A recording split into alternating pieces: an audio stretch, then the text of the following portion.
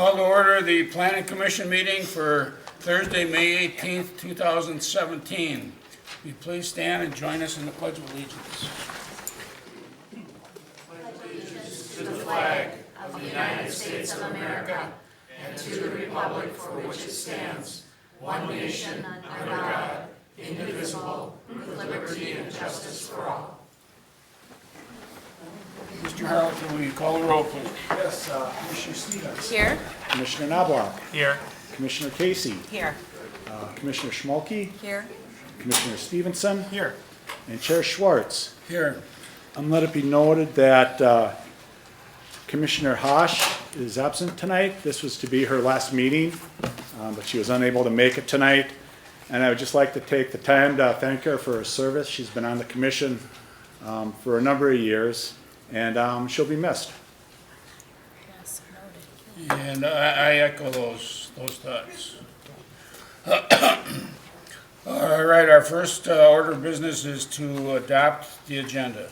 So moved. Second. Motion by Stevens, second by Stevenson. Any discussion? All in favor? Aye. Aye. Opposed? Motion carries.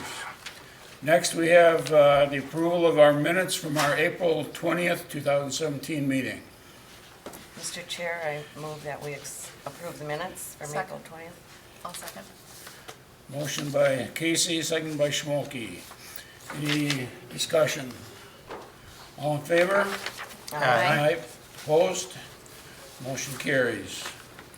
All right, our first order of business is a piece of old business from last month, planning case 17-5, a site plan for an outdoor playground for a daycare at 2811 Northdale Boulevard. Ginger Olson. Mr. Harleker. Yes, Commissioner Chair, residents. This item was postponed from last month. The commission asked for additional information, which has been provided. Just some refreshing information here. The property here is the strip center, corner of Northdale and Crooked Lake Boulevard. Right here, this is the one that has the Chanticleer restaurant around at this end. The daycare is going in this end, and the proposed playground is in this area here. This is a little more close-up of the site. This is approximate location of where the proposed daycare is going to be located. Again, the daycare will take up most of this end of the building with the playground back here. At last meeting, the applicant was asked to provide a revised site plan with additional information and some fence details. That's what we are looking at here. They added five additional evergreen trees around the back side of the playground, as well as the shrubs to help screen the property for the playground. What they are proposing is a 6-foot-high white vinyl fence, typical privacy fence, and that is shown here. Again, this is the photograph of the area where the playground is going. These 5 trees located in the center will be removed as part of the project. With that, the applicant is in the audience. There were some other operational issues that the residents and the commission had questions on, and they're here to address those issues.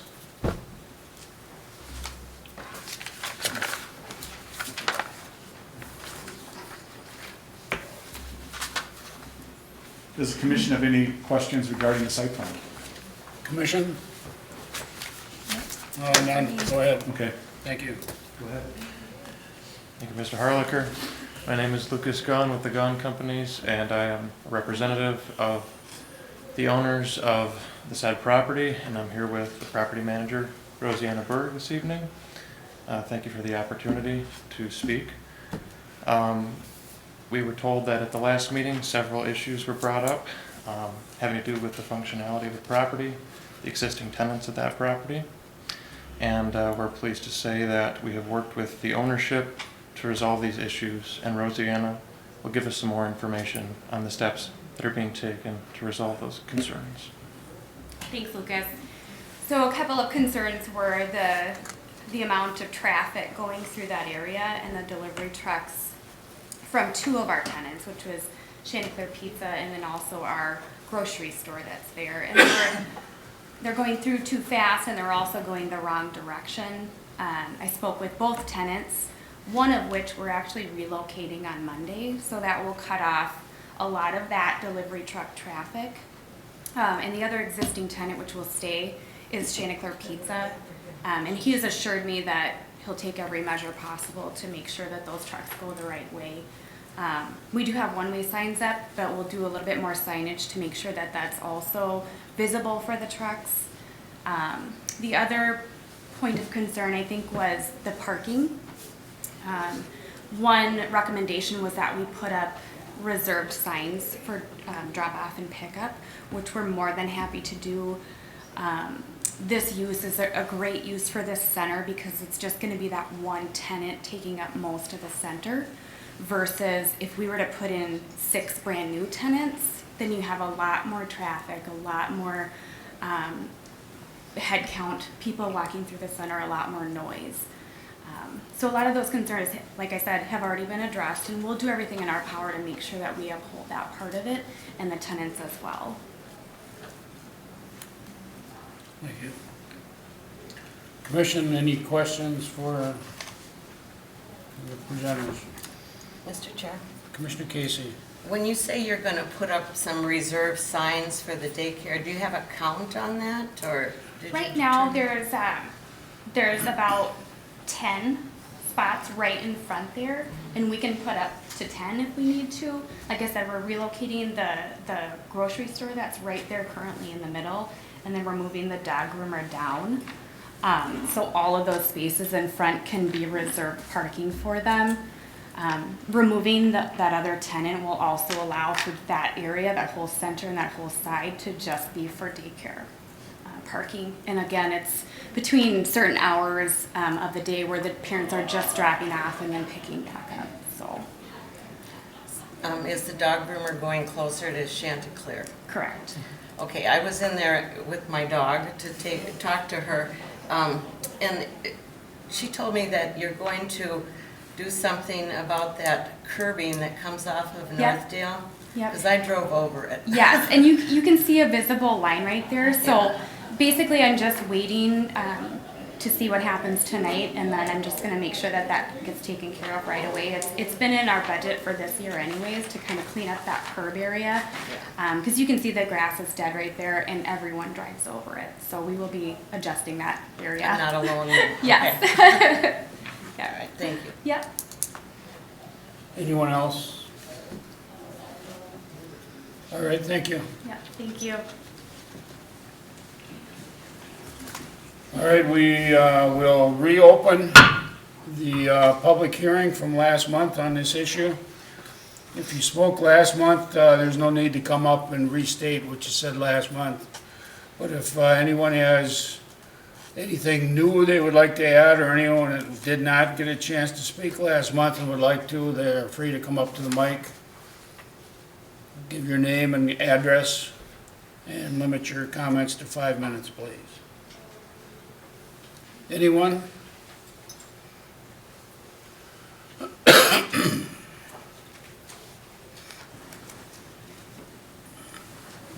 I'm Lila Cleveland, 2865 117th.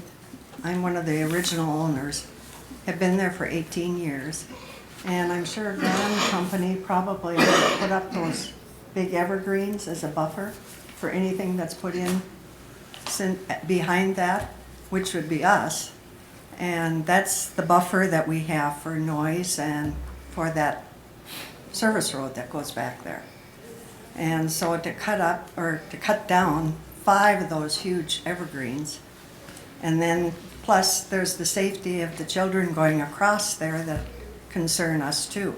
That will the daycare really keep up with taking those children over, putting up a barrier on that road for the trucks that are coming through, and then pick up that barrier, take it into the playground, and then when they go back, take up the barriers again, put them out, take them up. And will this continue? I'm just thinking, maybe it isn't what they planned and it's not going to work out.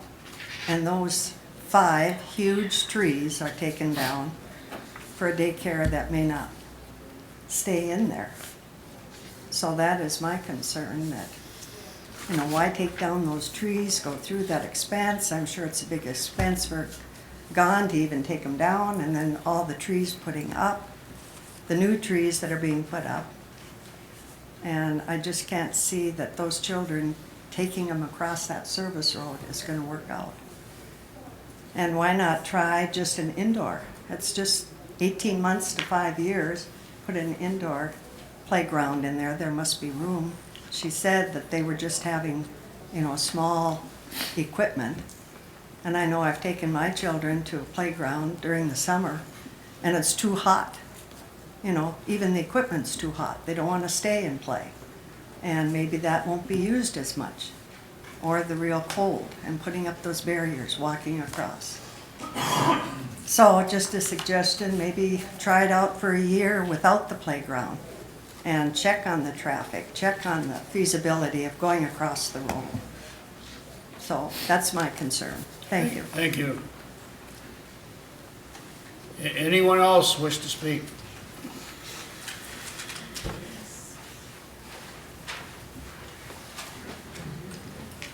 My name is Pam Johnson. My address is 2847 117th Avenue Northwest. Last month, when we spoke, we talked about our concern about what the playground would look like and our decline in the value of our homes.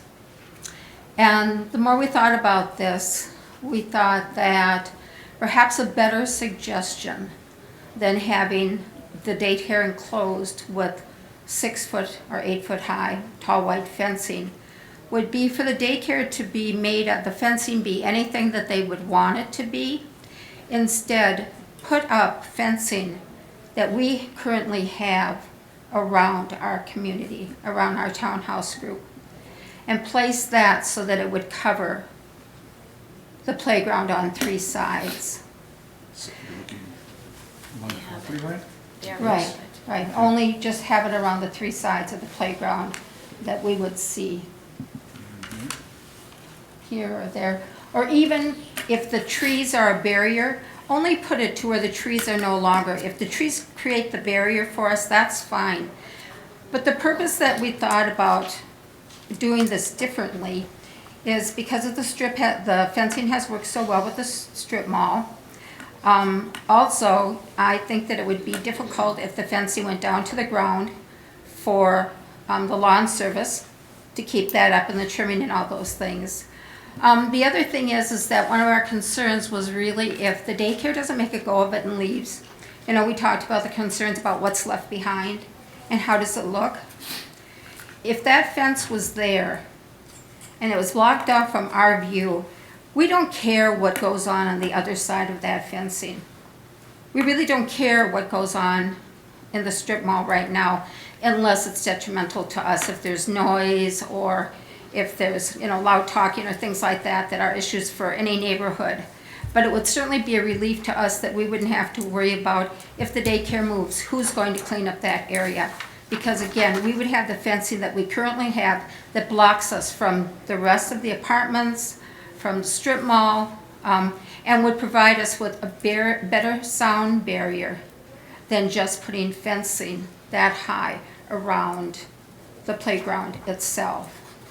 And actually probably cooler for the children too, if it wasn't that high fencing, and better access for view for the daycare personnel to be able to see the kids, because you wouldn't have fencing, high fencing, you'd only have low fencing. So that's kind of a suggestion we came up with that might be a better idea. I don't know if it's cost effective, but from our point of view and how we feel about this and how we feel about our property and how our homes look and our yards look, we feel that that's a better idea. The other thing is that I've gone over there a couple of times, and I live in one of those townhouses that are going to be right by the driveway there and the daycare. And Wondering if there isn't a different way to configure the playground without cutting down so many trees. Commissioner Stevenson, you talked about thinking out of the box. So I wonder if there's any thinking out of the box that the owners have done to see if there isn't a better way to configure a playground. Or does it need to be a certain square size or whatever, however they've done it. So that's just a thought we also had. And then I'm glad to hear that the dog groomer is being moved down, because that was a concern also that we had too, once we really started thinking about it, going over there and looking at it, is that, you know, the children will be attracted to animals. And so would there ever be instances where the dogs wouldn't be leashed, or the children, you know, would go to get the dogs or something like that? So that there might be some concerns about biting or any kind of damage, you know, that the dogs could do to the children. And I guess then the other thing we talked about was security, and wondered if we're concerned about security and other children or other people using that playground area. If it isn't completely boxed in and the walls aren't that high, if it would be considered financial for them to have a security agency take care of it, which would really take it away from Coon Rapids for the police to have to come over and do anything if anything happened. The other comment is for the city itself. I don't know how often you might go down Northdale Boulevard past Chanticleer Pizza and around the curve where the entrance is to the townhouses. Right now there's a white line, and that white line ends at our driveway. Cars are driving down that, taking that to be a double-lane street. So oftentimes I know that I shouldn't be over on close to the curb until I get to where I'm going to turn into my cul-de-sac into my townhouse. I've had to put on my blinker and wait for cars to move out of the lane so that I could turn in. Because again, people who are coming across Crooked Lake think that that's a double-lane street. Do you get what I'm saying? So I think that that should perhaps be monitored or looked into if there's a way of doing something different with that. And also the speed of which traffic moves coming across Crooked Lake and starting around the corner, because up not too far the speed changes, I believe, to 45 miles an hour. It's really fast. There are times when by the time you look both ways and we try to get out of our cul-de-sac, there's already a car coming around the curve that we don't see. So that might be something you might want to look at too. Thank you. Just to verify where you're talking, where the kind of the gray line is, out like that, just continue this fence around? Right, Is that what but you're it would talking only about? have to be wherever the trees come down and around the fencing so that we didn't see the playground. So maybe just like right in here? Just a portion, yes. Okay. Just a portion, not a complete one. We wouldn't want to have them have to incur that Okay. kind of expense. Thank you. Thank you. Anyone else wish to speak at the public hearing? Last call, anyone else?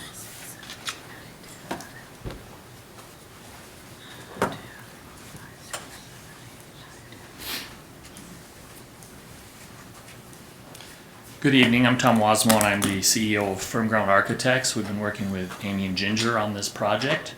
And I just wanted to come up and just mention a couple things real quick to kind of help everybody understand where we're going with this and what we've been working on. So the one thing I wanted to mention, can you put up the plan? There are two deciduous trees that are going to remain inside the fenced area for the playground. So in the summer, when those are leafed out, they will provide shade in the playground. So we're not getting rid of all the mature trees. There are a couple of those trees will remain inside the playground, but we didn't want to leave the conifers in there because of the mess, and they really take up too much space. So we're replacing those with twice the number of trees, 8 foot high, I think we were told we needed to do. So that green buffer will still be there on the townhome side of the site. And also we did select a fence that's a white vinyl that matches the fencing as close as we can after, you know, the number of years, the fencing that's around the other part of the townhome project. So sensitivity to that, existing condition, and that additional planting, I think, is really going to restore, the green buffer. It'll come back, and with the trees going in at, 8 feet tall, it won't be long before they're filling out the way the ones that we've removed have. So, then there's a couple other things I just want to mention. A daycare is a really great thing for you guys to have here, because I don't think you realize maybe how much control there is. They have to get a state license, so they got a lot of things, a lot of people checking on them, a lot of people making sure that they're doing a good job. And if you knew these ladies, you'd know they're going to do a good job there. With regards to the playground, outdoor play area is required by code for daycare, and the size of the playground is based on the number of square feet per child. So the daycare, as we provided it, is pretty much, excuse me, the minimum size that's required for the number of children that would be out there playing at any one time. So I think, based on that, we've tried to minimize the size and impact on the overall site of the daycare, or to the site of the daycare playground. And I think that's it. I think I just want to make sure that you guys knew that we were saving those 2 trees. They'd be providing some shade. The playground material will be, soft mulch, so, there'll be some sound absorption within the fence. And I think that's really it. So, do you have any questions from a design standpoint for me while I'm up here? Commissioner? Mr. Chair? Commissioner Schmelke? So just to clarify, I think, for everybody in the audience, those listening and so forth, when you're talking about the fencing, you are talking the perimeter around the playground area, correct? Because Would I know match. one of the residents was speaking about a privacy fence, which would be different. That's a different proposal. So I just wanted to make sure people understood there's a distinction there. The fence would be 6 foot. There would be no gaps in the boards, and it otherwise matches the material and fence style of the rest of the fencing around the townhome. Okay, and would that be going around all sides, or is it just around? No, it'll go around all The sides. whole thing itself can, And it's double gated so that a kid can't just rush out into the street from there. So there's 2 gates to pass through.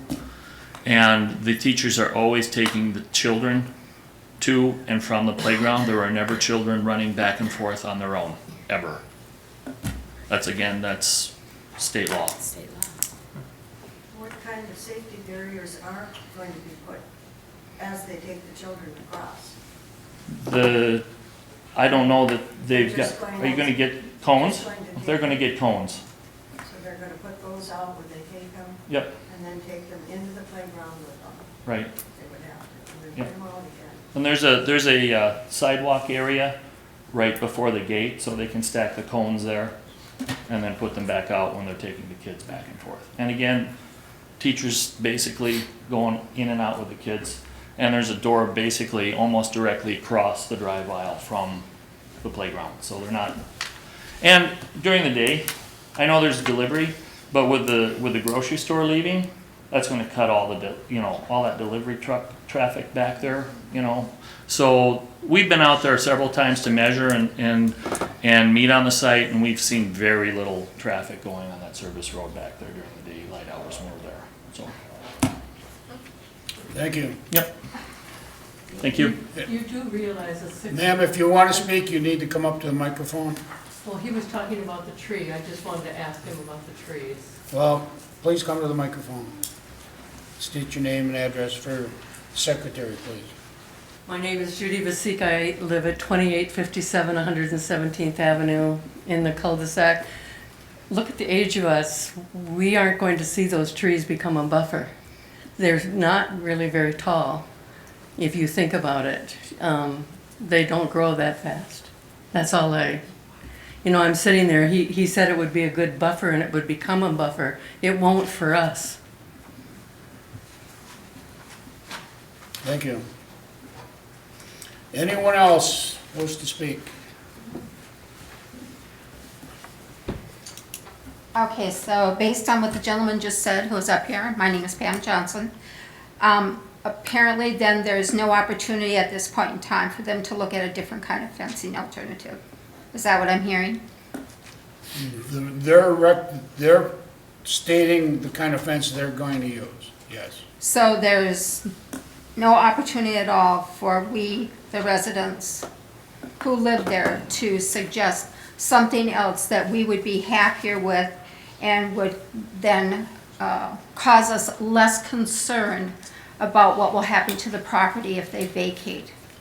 If they vacate, one of the conditions we have in our approval is the playground and fencing must be removed with them when they leave.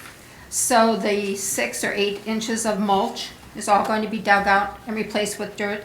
The cement that they're putting in for the kids to drive the bicycles on is all going to be removed, and that's all going to be put back to dirt and grass. That's up to the property owner, ma'am.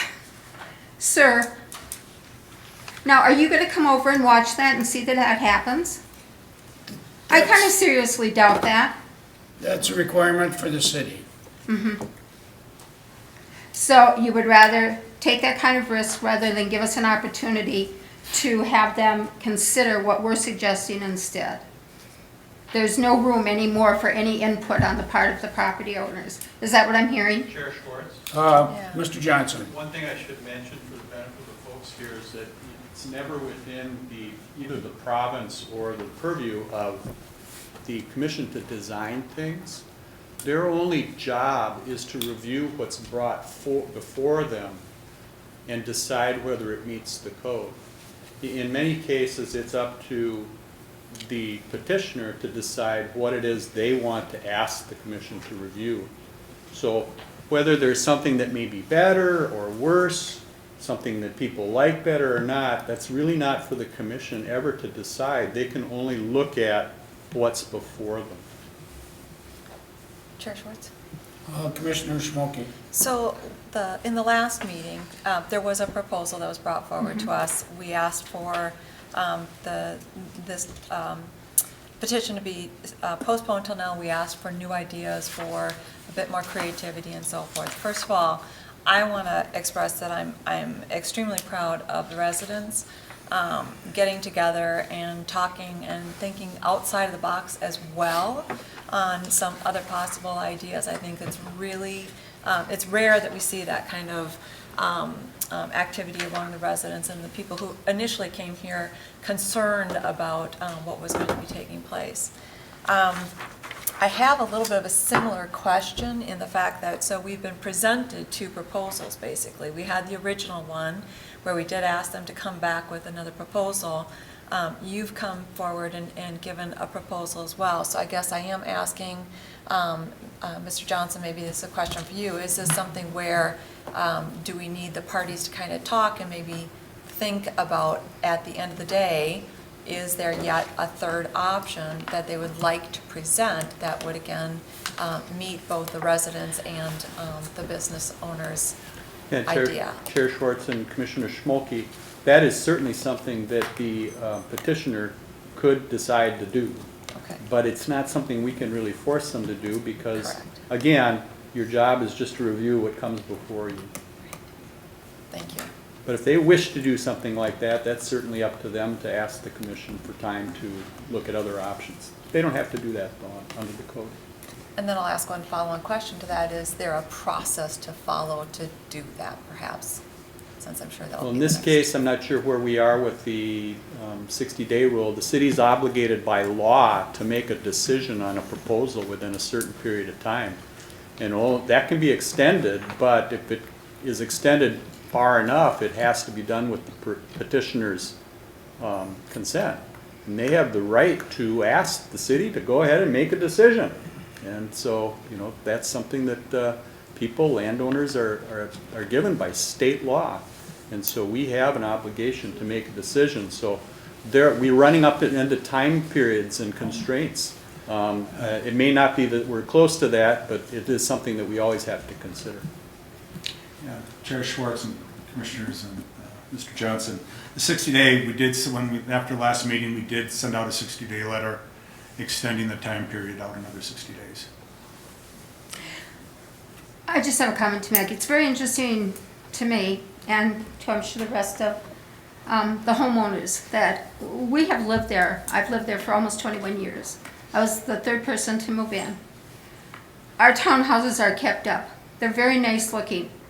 We do a really good job, and we serve our community in all kinds of different ways through volunteerism. Every person here volunteers in the city of Coon Rapids in one way or another. It's difficult for me to understand how a company can come in, bring business to Coon Rapids, bring business to the mall that wants that site filled because it hasn't been for a number of years, and they just put up whatever they want and get whatever they want, irregardless of how we, who have lived in Coon Rapids that long, who have paid property taxes, who give volunteerism hours to the city, are left whatever they want to do. It's certainly nice it's able to come to a public hearing, but I guess I didn't understand that I could say what I wanted to say, but it really didn't make any difference. Thank you. Thank you. Anyone else for the public hearing? Last call for the public hearing. Public hearing is closed. Commission. Chair Schwartz, can I? Commissioner Knobloch. Just for the public, and just a small comment I want to make, but I can understand as a taxpayer, as someone who resides in Coon Rapids too, but I think it would be of benefit if you look on the positive aspect of having a positive tenant, which is a daycare center, which requires an immense amount of time, planning, investment to create a licensed daycare center in the state of Minnesota. It's a very worthwhile endeavor. It's not like a nightclub or something else that's going in. It's like a dentist or a doctor's office is going in. It's very regulated. The amount of effort that they have provided in the attempts to accommodate people's concerns and interests is something that I think everyone on the commission and everyone in this room should reevaluate and just look at it from that perspective. This is a business, less traffic, will bring tax revenue to our city. Just something to visit, and I'm very for it, so. That's all I have to say. Mr. Chair? Commissioner Stevenson. Yeah, I have to say that I'm a little discouraged by some of the reaction tonight because, you know, at the meeting last month, we postponed it to give the applicant a chance to clarify what they were talking about and hopefully listen to some of the concerns that the residents had. And I have to be honest with you, I think they did. I think they did listen, and I think they made a lot of changes to all of the issues that were raised. And so when I reviewed the documents in advance of this meeting, I was feeling good about what had happened. You know, from the composition of the fence to the number and height of the trees, to finding out that they're going to be reducing the amount of traffic behind the facility, which, you know, daycare or not, I would think that the residents would be happy about. And they're also accommodating on the parking concerns. I mean, you name an issue that was addressed, and I feel like they have made accommodations. And that, in advance of this meeting, pleased me because I thought it was a good chance for a compromise. So I'm a little discouraged by the tone of this that the meeting has taken, because I do think this is a really fair accommodation and a good proposal. I think that a lot of the concerns all of the concerns that were raised last month have been progress has been made on. Going down to if the daycare for some reason doesn't succeed, you know, now there's going to be at the very least a privacy fence around the playground, and as was noted by the chair, there's a condition in the proposal that they would have to be removed if the daycare went out of business. So at this point, I really feel like the applicant has made I mean, I was about to say a good faith effort. I think it's more than a good faith effort to accommodate the concerns of the residents, and I'm inclined to support the new proposal. Commissioner Stevens. As the commission knows from last month, I wasn't happy about them voting it down to begin with because they are going to be, by the county, by the state, they have all these rules and regulations that they have to follow. If your kids have been in a daycare center, which my kids have been, they have pop-in visits and they make sure that the kids are safe. I mean, from what I've heard and what I've seen of these two ladies, I would hate for the business. They have to have a playground. It's just part of having the daycare. It's part of the state, regulations. Kids need to play outside. I know there's going to be some inconveniences, but at the same time, I think it's a good plan for that area too. So, I was in favor for it last month. As you know, I was the only one that voted against it. So, I hope that it goes, and I hate hearing people say, well, what if a business fails? Well, let's let them get in there. Give them a try. I don't know, kids are a passion of mine, I guess, being teacher for 33 years. So I've been on the playground. I know what it's like. So, I wish the best for you guys. So that's what I have to say, I guess. So. Anyone else? Mr. Chair? Commissioner Casey. I too was pleased with the second proposal. I think it addressed most of the concerns we had. A whole month elapsed, and everybody had time to think about it, and I commend you for bringing forward a proposal that I can support. Thank you. Commission, do we have anyone willing to make a motion? I will, please. In planning case 17-5, Planning Commission approves the site plan for the outdoor playground with the following 3 conditions. That you meet with the compliance of the city code, Title 11. The playground be removed if the daycare relocates. And the evergreen trees must be a minimum of 8 feet tall. Is there a second? Second. Motion by Stevens, second by Knobloch. Any further discussion? Mr. Schwartz? Mr. Harlicker. I'd like to recommend modification to the second playground to include language, the playground including fencing, ground cover, and concrete pad be removed if the daycare relocates. So we've got specific Did you say items that fencing need to be too, removed. Mr.? Yes, he did. Is that all right with the motioner?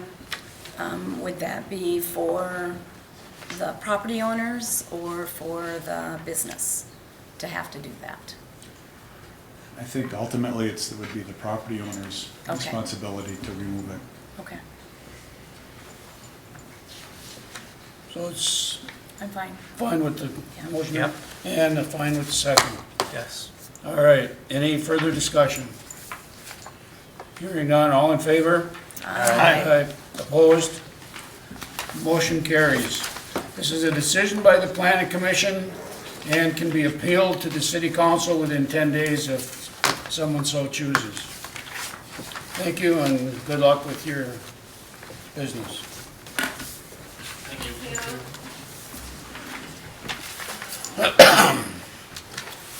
All right, our second order of business, our first piece of new business, planning case 17-10, site plan for a parking lot expansion of Adams Elementary, 8989 Sycamore Street, Anderson Johnson Associates. Mr. Harlicker. Yes, Chair and Commissioners, school district is proposing to build an addition to the existing parking lot at Adams Elementary School. Access is off of Sycamore Street here. Here's the school, single-family residences to the north and to the south. On the site plan here, the expansion is going in this general area right here. This is a site plan of what is out there today. This dashed line here represents the area that's gonna be, paving is gonna be removed. Existing parking will be restriped. The bus stalls up here will remain. They will be taking down these 2 trees here, and this oak out here is gonna be preserved. Here is the site plan. Again, it's primarily a drop-off area. Cars that come in, circle around the drop-off area, and then go back out on Sycamore Street. 13 spaces will be added to the parking lot. The drive aisles are 18 feet wide for one-way traffic, and it expands out wider out here where the drop-off area is. They are installing 9 overstory trees, and in the middle of the drop-off area here is where that oak tree that's being preserved. Engineering department has reviewed the plans, and there was no significant issues. Drainage pond is being proposed in this area right here. Staff is recommending approval of the plan with the following conditions. The new landscaping areas be irrigated, that the project complies with Title 11, grading, drainage plans be signed off by the engineering department, and engineering comments be addressed, and the applicant enter into a site security agreement with the city. And with that, I'll answer any questions. Any questions from the commission for Mr. Harlicker? Seeing none, does the petitioner have something they'd like to present?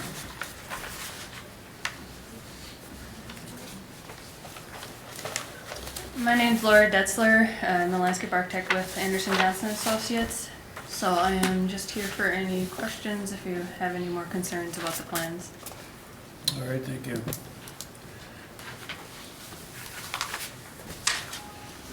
All right, we will have a public hearing in this matter. Open public hearing in planning case 17-10, site plan parking lot expansion for Adams Elementary, 8989 Sycamore Street. Anyone here wishing to speak to this case?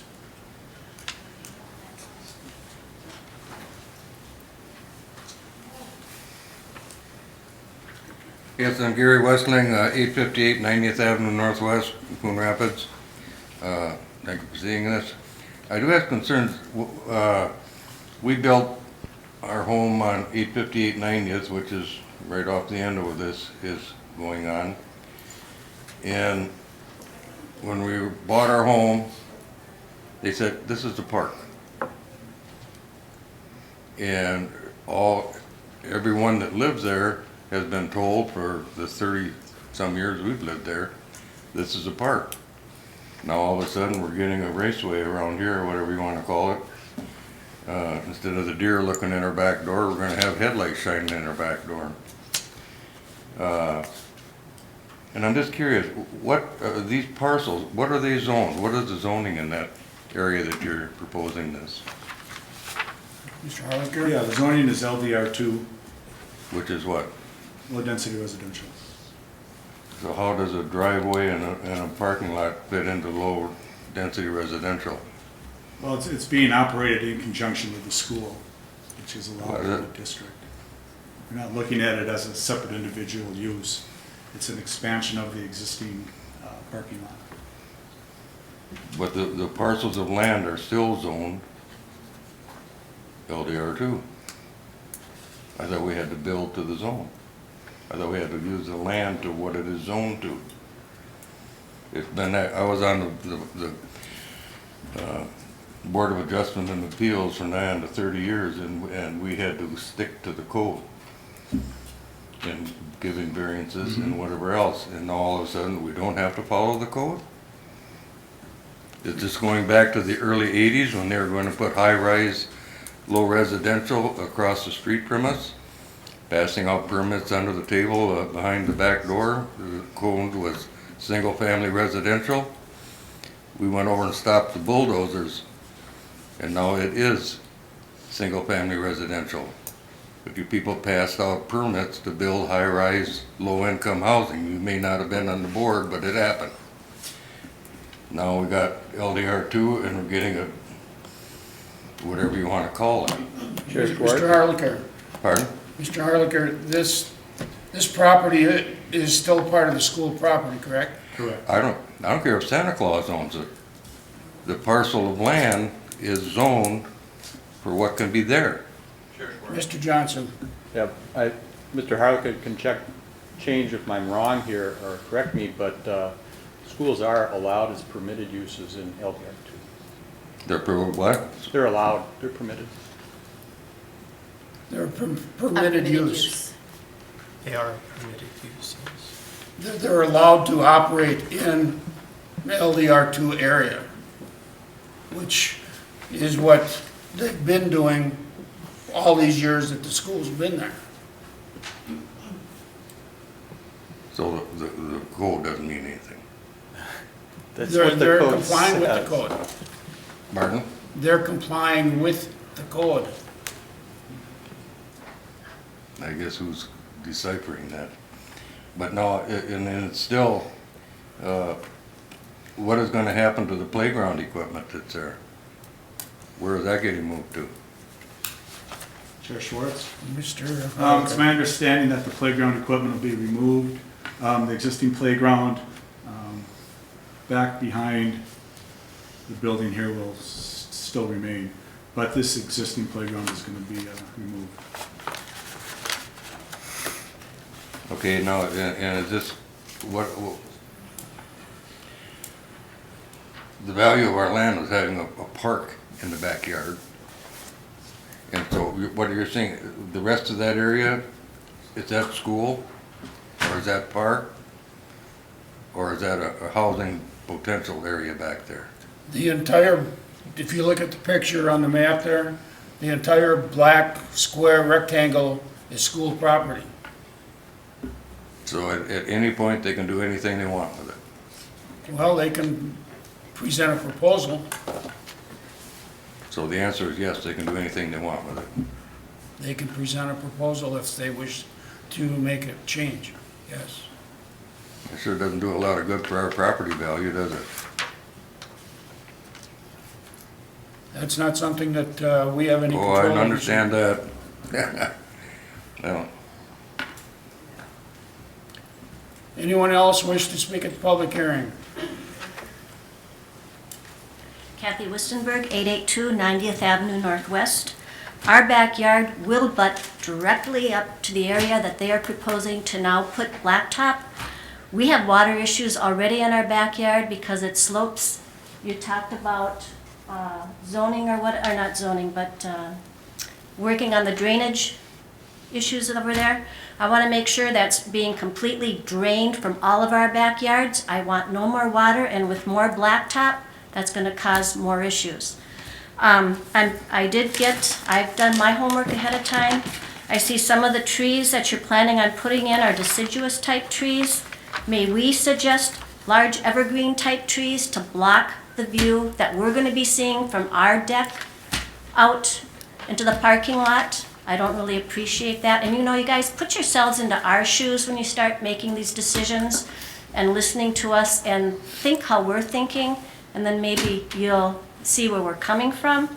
I too worry about the value of our home declining. It's not your home being affected, but it is our home.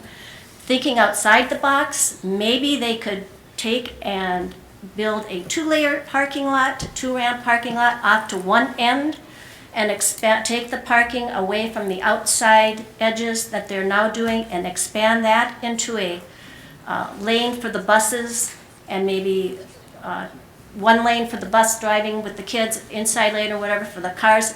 And why, maybe go beyond that. How about adding another bus to pick up all these kids where all the parents are dropping all these kids off for, that they need this extra lane for their cars and their vehicles? I don't know, we've lived there 27 years, and I've always enjoyed the park-like atmosphere too.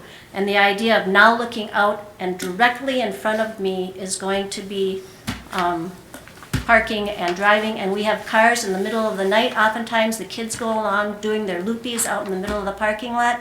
Is that going to expand now? So I'm going to listen to it in front of my, or in the back of our house in that area. And where are the funds coming from this? Did they get grants, or are our taxes gonna be raised to fund this? These are questions we need answers to. Let's see, what else did I have? One of the trees, you guys, just to help out the custodian, if you still opt to put in what you're saying, a catalpa tree is a very messy tree. I don't think you want that out there. Go to Quincy and, I can't remember, what's the street near your brother? Quincy and 89th or something? There's a catalpa tree there, a couple of them. Very, very messy tree. You might reconsider what you're putting in there. As long as this is going to be a my thing, you've got several trees here. They're saying a coffee tree. I don't think that's an evergreen tree. Personally, myself, since my property line is right here, I would prefer to see large evergreen trees growing back there so I don't have to look at this. We do have a lilac bush, and from time to time that's getting thinned out, which the school just did this last week. Let's see, what else did I want to discuss?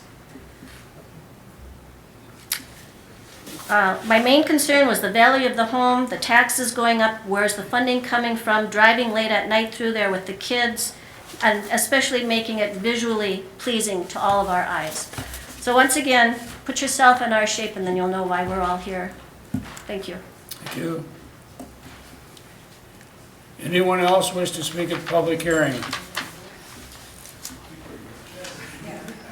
Anyone else wish to speak at the public hearing?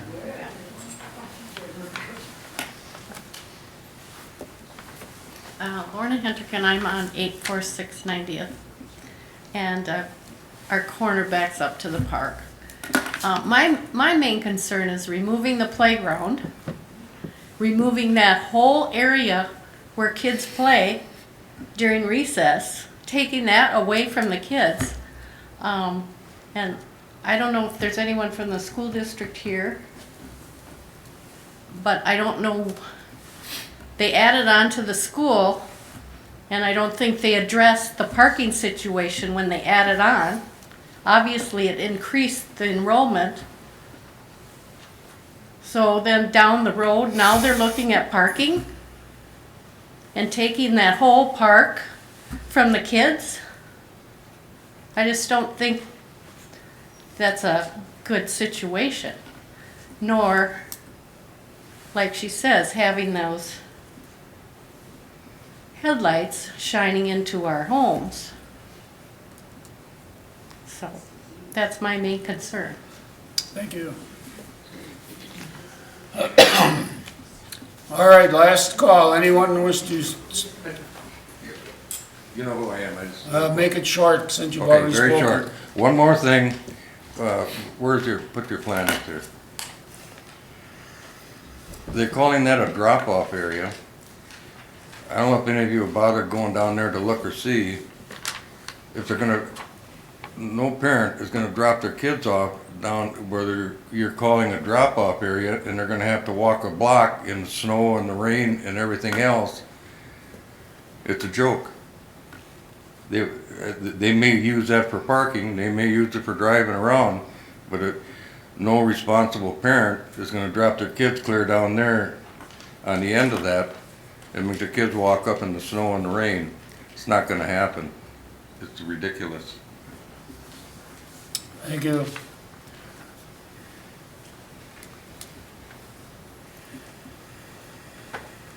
I am Barb Jensen. I live at 870 90th Avenue.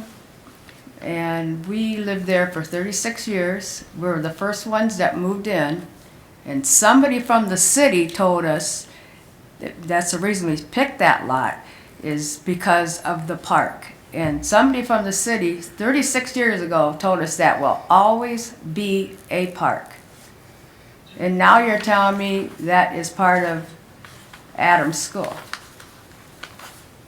But they did say it was going to be a park, and that is the reason why we moved in there. And what about the value of our home? Because I sit out on the deck, and right now I see a beautiful park, and everybody loves that park. They love the big trees. And now if I have to go out on the deck and look at a parking lot, I may as well go to low-income housing and look at a parking lot. And that's not fair to all the residents that live on 90th. Because we all enjoy that park. And I hate to see it change. And that's all I have to say. Thank you. Thank you. Anyone else? Hi. Yep. All right. Nina Stepanenko, 835 90th Avenue Northwest.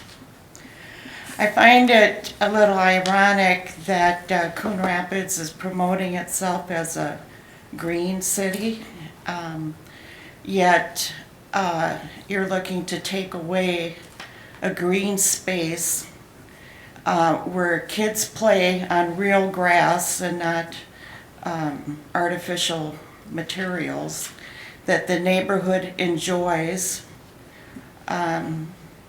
all the seasons of the year. I guess I missed something that I didn't hear what the need was. Why does the school need more parking space? I'm missing all the details, what their proposals are, how they're going to put up fences or replace trees.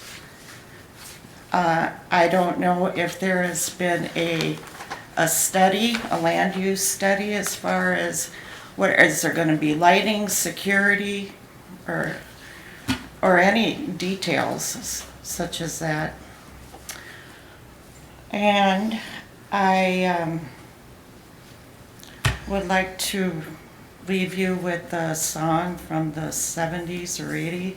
It's like you don't know what you got till it's gone. They paved paradise and put up a parking lot. Thank you. So, that's it, I guess.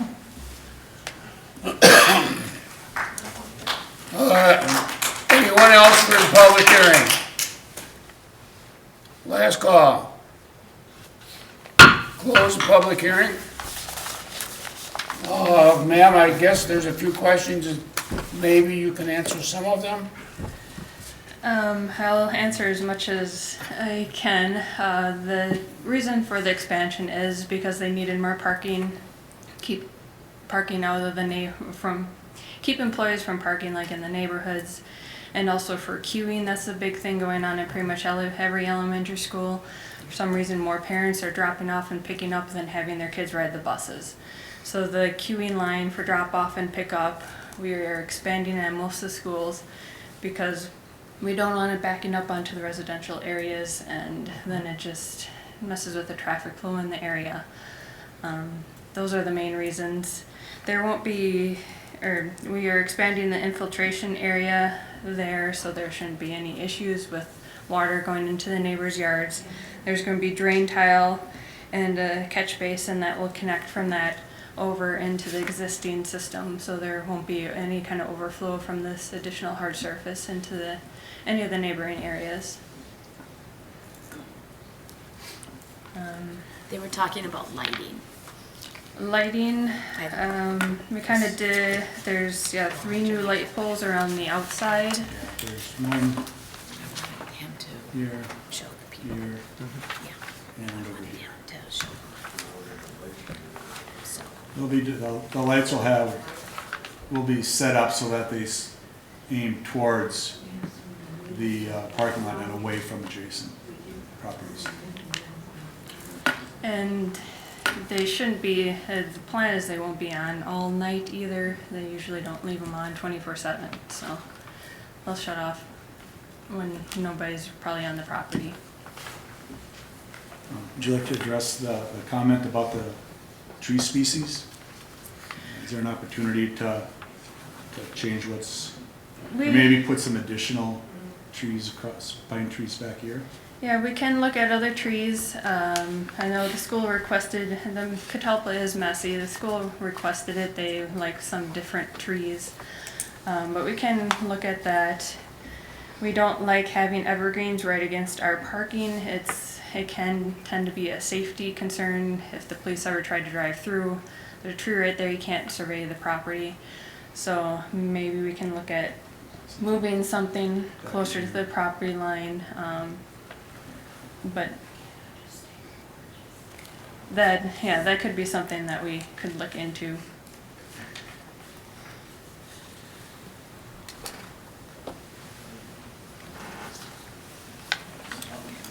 Commission, any other questions for the architect? Thank you.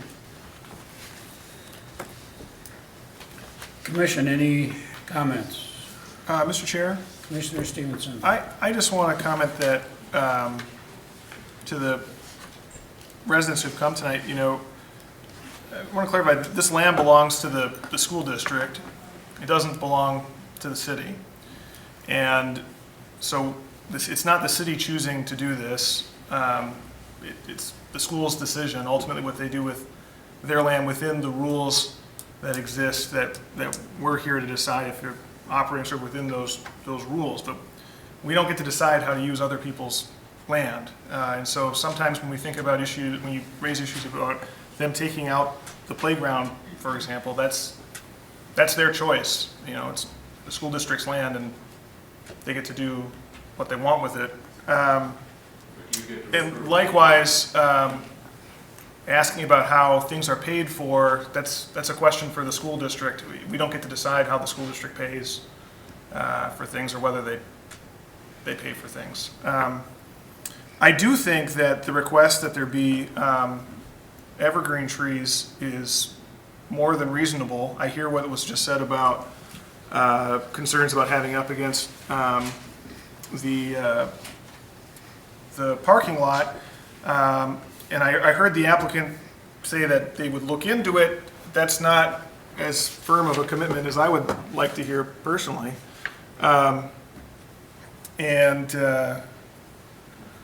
I don't know if we can make additional trees a condition of approval, or whether it makes sense to continue this until next month and ask them to come back with a more developed landscape plan with more trees or different trees. But I feel like that's a very reasonable accommodation request by the neighbors. That's also in keeping with some of the rules that we are looking at when we're looking at whether or not to approve something, as to trying to preserve natural features and make things compatible with neighboring uses. And so I would support either an additional condition asking for probably more trees and have them be evergreen trees away from to creating a buffer, or alternatively continuing it for a month and letting the school district come back with a new proposal. Thank you. Mr. Chair? Commissioner Casey. I had thrown in that condition about the tree species, certainly something that could be addressed, the spacing and the placement of the trees. And I just wanted to kind of maybe ask, or maybe I'm making an assumption, was this was never a city park, to my knowledge. I don't know how it was described, and I can certainly understand the amenity that it is to your neighborhood, but it's never been under the purview of the city.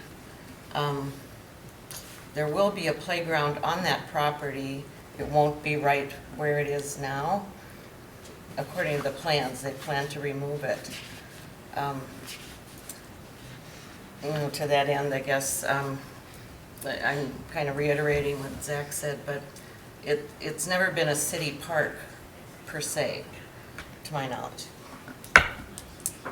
Okay. Commissioner Schwartz. Commissioner Stevens. A question that I have for you, Mr. Harlicker, is are there enough trees and stuff on there? I mean, you know, are they meeting the requirements of the city? They are for city code. Right. They're removing 2, they've got 9. Right.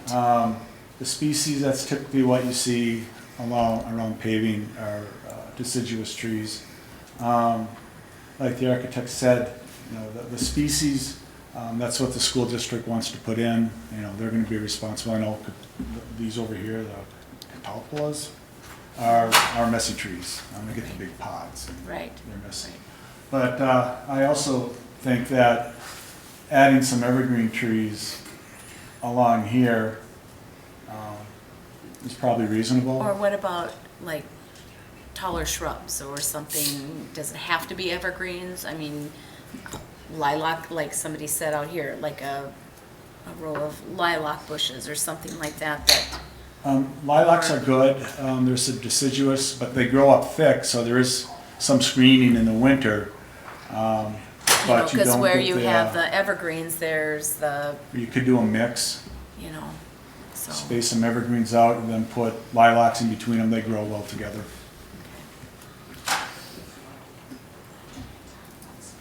Thank you. Well, I would suggest that we maybe add that as another condition. Let me see, where did I put that? Oh, here it is. Because we have right now, that it be, the landscape be irrigated, grading and drainage, but there isn't anything else. So would you be, as a commission, with evergreens and lilacs, so they on the border with homes? Where Chair Schwartz. Commissioner Schmolke. Yeah, so I would agree. I think the big issue here is they're going to be losing a lot of density that is clearly a lot more appealing today than looking at concrete. Those lights are going to be an additional distraction. If, used to the wooded area, now you're going to have these big lights towering over that area as well. So I think whatever we can propose for screening, to help with that screening and to bring back some of the natural, view, I guess, is optimal. Mr. Chair, I think, yeah, I agree that we need more screening and buffering there. And I guess just given the sort of lukewarm response of the applicant to the idea, I personally would favor continuing it and getting a more firm commitment, a plan to come back with more. This was just submitted on April 7th, so I think we can extend the... Well, just depending on when the school district wants to get this done before school starts in September. Sure. That's what I'm concerned about. But it's May now, and I think if we take action on it in June... Well, I don't know. Let's ask. Well, looks like we would have to extend the 60 days. So. Because otherwise it has to be approved or denied by June 6th. Yeah. And our meeting is June 15th. Yeah. Right. We'd have to extend the applicant, but it'd be the first extension, just like as we did with the daycare proposal. Right. This could delay in school starting and all, or not delay the school starting, but messing us. So I'd like to hear from her. I think that's a good idea to hear from.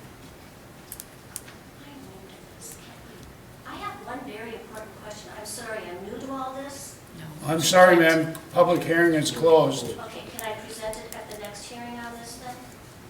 Well, if it goes as shown, it's probably gonna get postponed to next month, which you would then be able to speak again as we would reopen the public hearing. Chair Schwartz, we'd have to renotice a public hearing, then the public hearing's closed. Even if we continued the case at this point, then there wouldn't be any more public comment. Well, we could unclose the public hearing like we did last month for the daycare. Could be a motion to that effect. Yeah. Okay. Do we have her? Mr. answer? Harleton. Okay. Oh, I just said they had a question. Yes, yeah. For me about, sorry. About timeliness. I mean, is there a timeline how long will the project take, for... I think the plan is to start as soon as school's out, but if your next meeting is in a month, and if we can get approval at that point, we should be able to, I think that should be a couple days before school even gets out, so I think it should be okay. This shouldn't be a project that takes all summer. Okay. Next month's meeting would be June 15th. Oh, 15th. That'll be right after school gets out. I think that should still be okay if it can get approval to get going right away after, as long as we meet everything you requested. All right, thank you. So, Mr. Chair, Commissioner Stevenson. I'd like to make two motions, and just to clarify for Mr. Johnson, the first motion should be to reopen the public hearing at this meeting, and then we'll leave it open? Is that the Yeah, I mean, species that's, of motion you want? I think just to kind of back up, on that last time that we did that, I think we made the comment almost immediately after you closed the public hearing.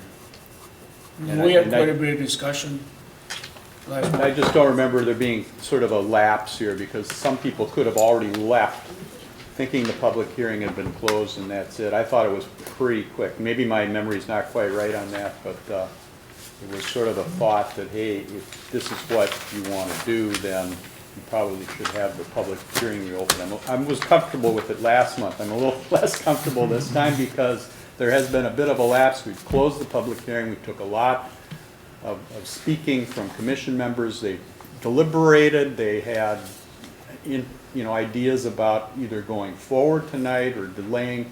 And then at the last minute, now we're talking about reopening a public hearing. I don't know that I like that kind of precedent. Precedence. Then we'll But just- to answer Commissioner Stevenson's question, if you're really going to do something like that, it better be quick. 5 minutes ago. So quit laughing and make I'm cautioning the commission that I think it's something that you ought to think about. Yeah, and that caution's well heard by me.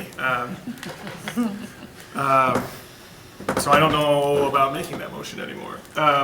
I do want to move to continue. I don't know about moving to reopen the public hearing. You do have to decide, do you have enough public comment so that you feel you can move forward? I mean, does it really matter if you have more at this point? Do you have enough information that you feel you're comfortable in moving forward in the case? And if you're just down to this landscaping piece, then maybe it is appropriate just to leave the hearing closed at this point. Certainly people that have questions can always approach staff and tell staff about things, and that can be relayed to you. I mean, there's no magic there. Well, having heard the caution of Mr. Johnson, I will just move to continue and not move to reopen. So I'll move to continue this item to our June meeting.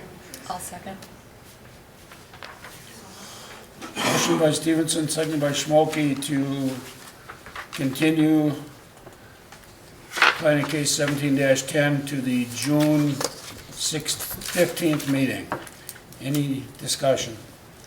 Should we let her know exactly what we're asking? Yeah. Well, You want me to- you're the one who Okay. wants to continue I would it. like, I want it continued because I would like to see more of a buffer, and I think that there's a widespread view on the commission and from the community that there should be more of a buffer between the parking lot area and the neighboring homes, in the form of something, and a buffer that is going to be a buffer year-round, not just in the summer months. I think that, from my view, that should be enough direction, but And possibly changing some of the having variety. variety in of the trees. buffer. The tree species and the spacing. Maybe the kids want to go out and look at these cool pots too. I mean, it is a school, so. Yeah, I that's mean, my another view thing. is that this should be sort of in addition to what they're talking about here, not Right. taking out trees by the road and moving them back and changing them up, Right. I'm hoping that there will be additional trees, yeah. This is what I'm hoping for. Seems reasonable. All right, we have the motion and second. Any more discussion? All in favor? Aye. Opposed? This case is then continued to next month's meeting.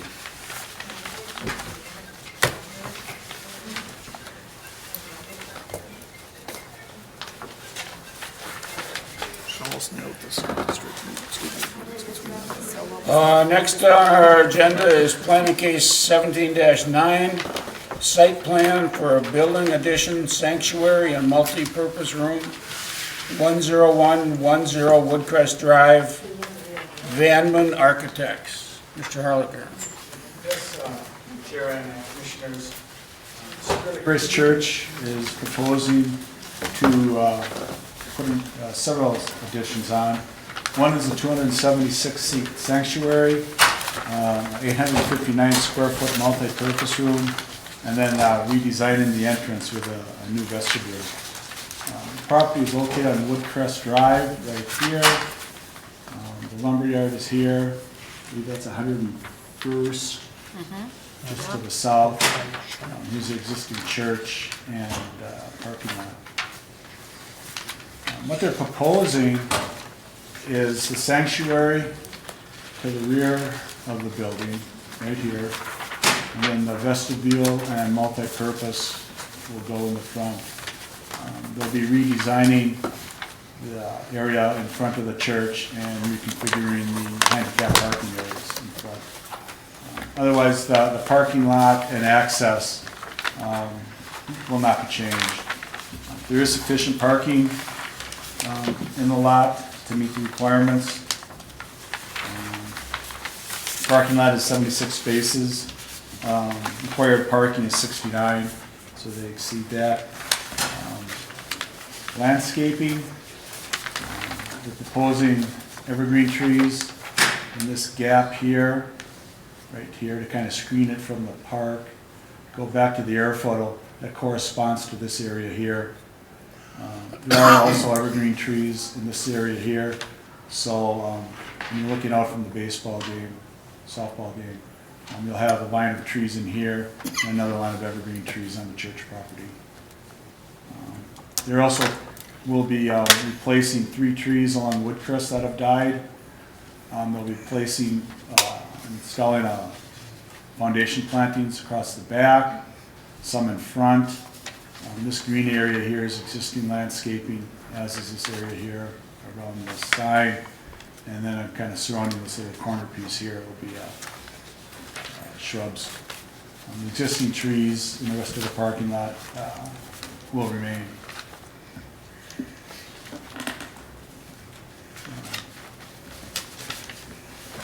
The elevations for the church, this is the west elevation facing the park.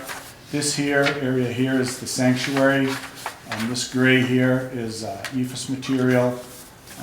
The red is a concrete lap siding, and the gray is also concrete lap siding.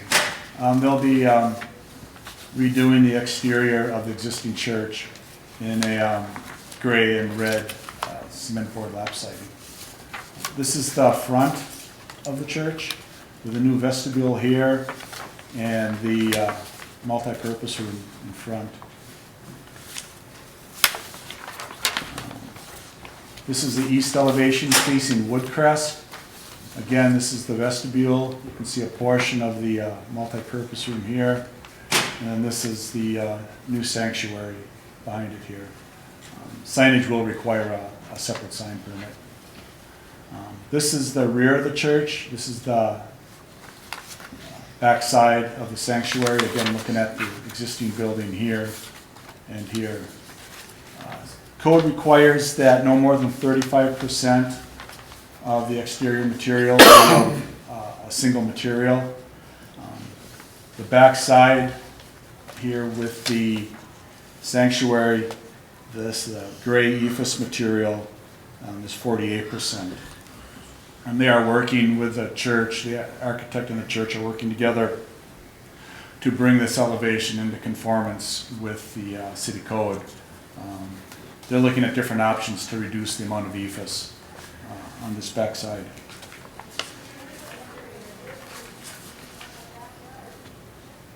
Like I said, the wall signage is a separate permit.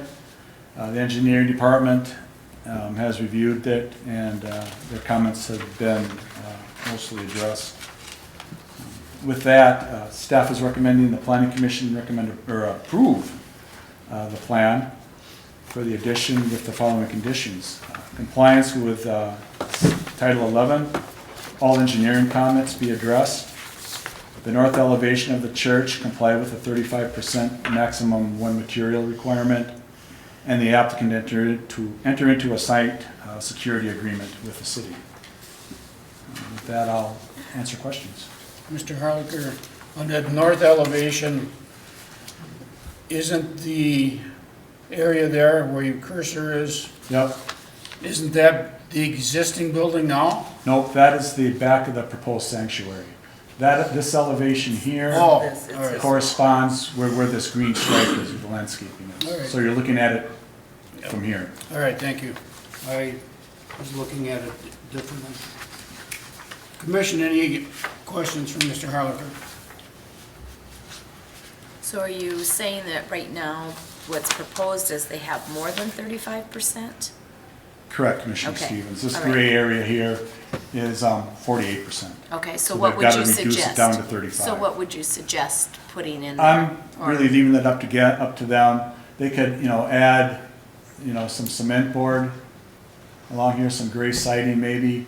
They could do some sort of brick to tie it in or stone to tie it in with this material here. And if you notice across the, they've got it here and across some of the other elevations. I know that's something that they're looking at also. Okay. So do they have a material board here at all tonight? Is the applicant? They did not bring one.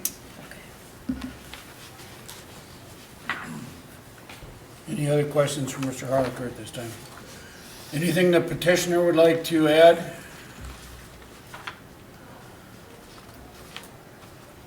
No? All right. And we will have a public hearing in this matter. Open public hearing in planning case 17-9, site plan for building addition sanctuary multipurpose room. Anyone here wishing to speak to this public hearing?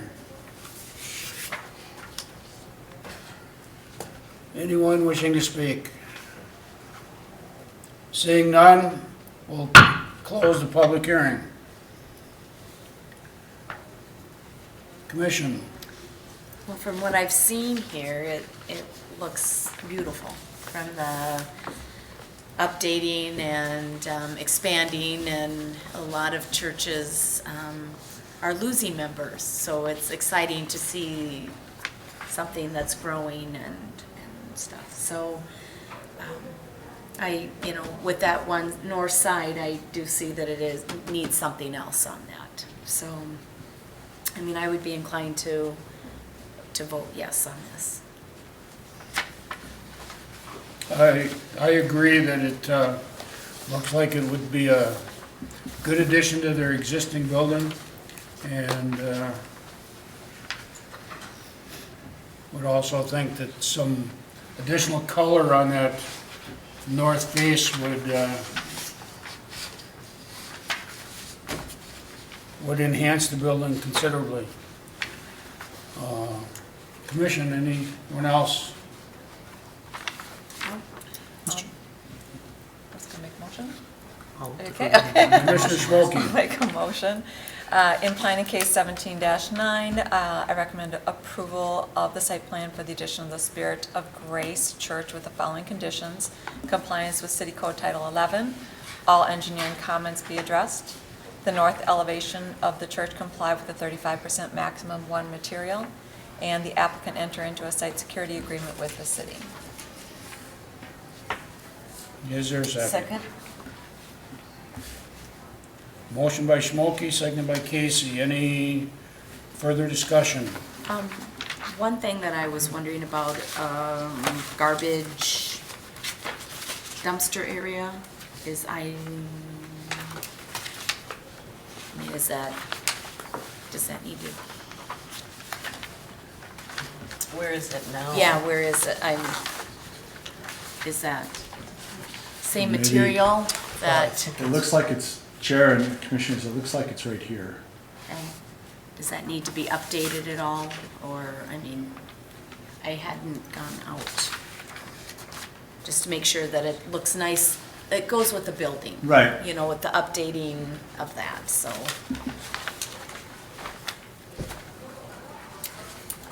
I believe it's something they already have. Yeah. Right, but if they're the- updating their building just to make, that look nice too, I guess. See the monument sign. Yep.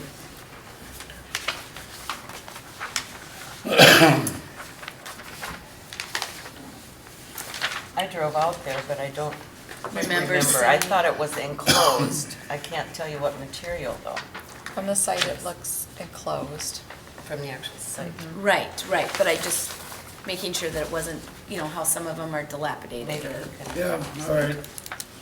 Petitioner, you can answer that? Come on. Give your name and address, please. Adam Holmes, CEO of Van Man Architects and Builders. Yes, the current situation on the site is that it is enclosed, and it plans to stay that way. And we also plan to bring that up to the new finish of the facility. Okay, good, thank you. Thank you. Any other discussion? All right, we have the motion and second. All in favor? Aye. Opposed? Motion carries. This is a decision by the planning commission and can be appealed to the city council within 10 days if someone so chooses. Otherwise, congratulations.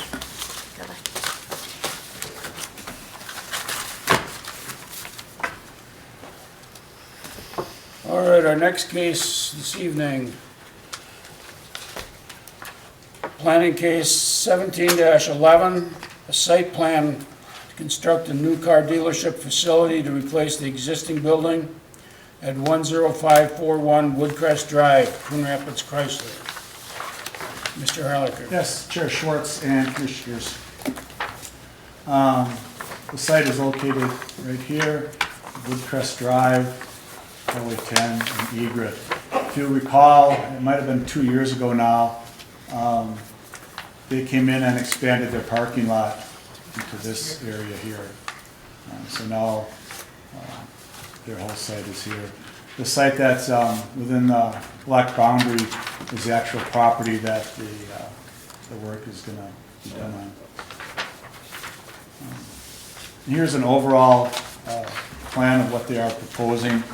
They're proposing to build a 80,500 square foot two-story car dealership. The footprint of the building is a little over 64,000 square feet. Parking will be reconfigured. As I stated earlier, the existing parking areas over here will remain. And they are planning to continue operation out of the old building to a certain point in time. When they switch over to the new building, I'll let the applicants maybe get into more detail on the timeline. They are proposing 2 access points here. That's currently what they have. This one here is being shifted a little bit to the south so that it lines up with the new drive coming into the front of the building right here. This access here stays the same. Here's the interim site plan for the existing building here. We'll continue operation until at some point when they move into the new building, and then this building here will be demolished. So this area here will be where the car dealership operates out of while they're doing work on this end of the site. Here's a little more detailed site plan. Again, with the building footprint here. We've got parking on both sides of this median here, across the back, and then around the side, and in this area here. They've got sidewalk connections from the sidewalk along Woodcrest, going in here, and then across the building, and then coming up at this point here, and moving up to the property. And except there's a sidewalk here also. Existing landscaping is being preserved where possible. The drive aisles are sufficient width for normal traffic circulation. They will have to provide a diagram showing how traffic will circulate throughout the site, specifically for vehicle deliveries, to keep deliveries from occurring out on the street. They will also have to show how deliveries occur in the interim while their new building is under construction.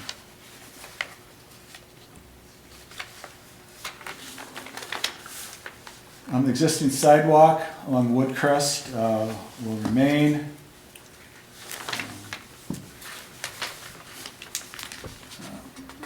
Parking and access, there are currently 899 parking stalls on site. The site plan proposed has 769 parking spaces. Customer parking, I assume, will generally be in front here on either side of this sidewalk. Landscaping, they do meet the landscaping requirements.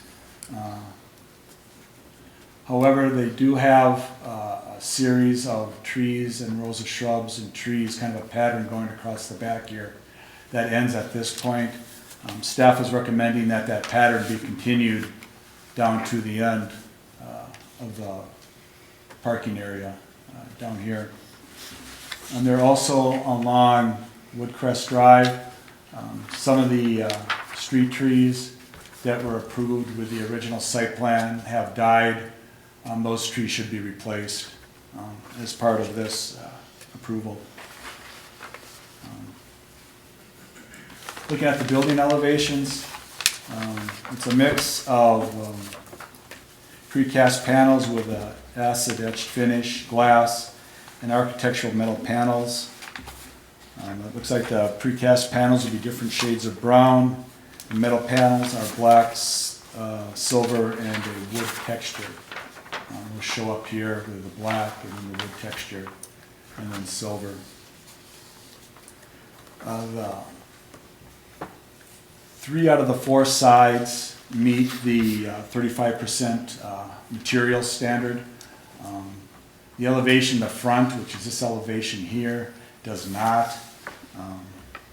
The applicant will be asking City Council for approval of the elevation as proposed. The city code does allow that the applicant can ask the City Council for approval of an elevation that exceeds the 35% requirement. And given most of the excess is in the glass, showroom glass. That's where the over the 35% requirement comes. And they're at 46% glass, and code says only 35. So that would be going to the City Council. Signage, the wall signs require separate permits.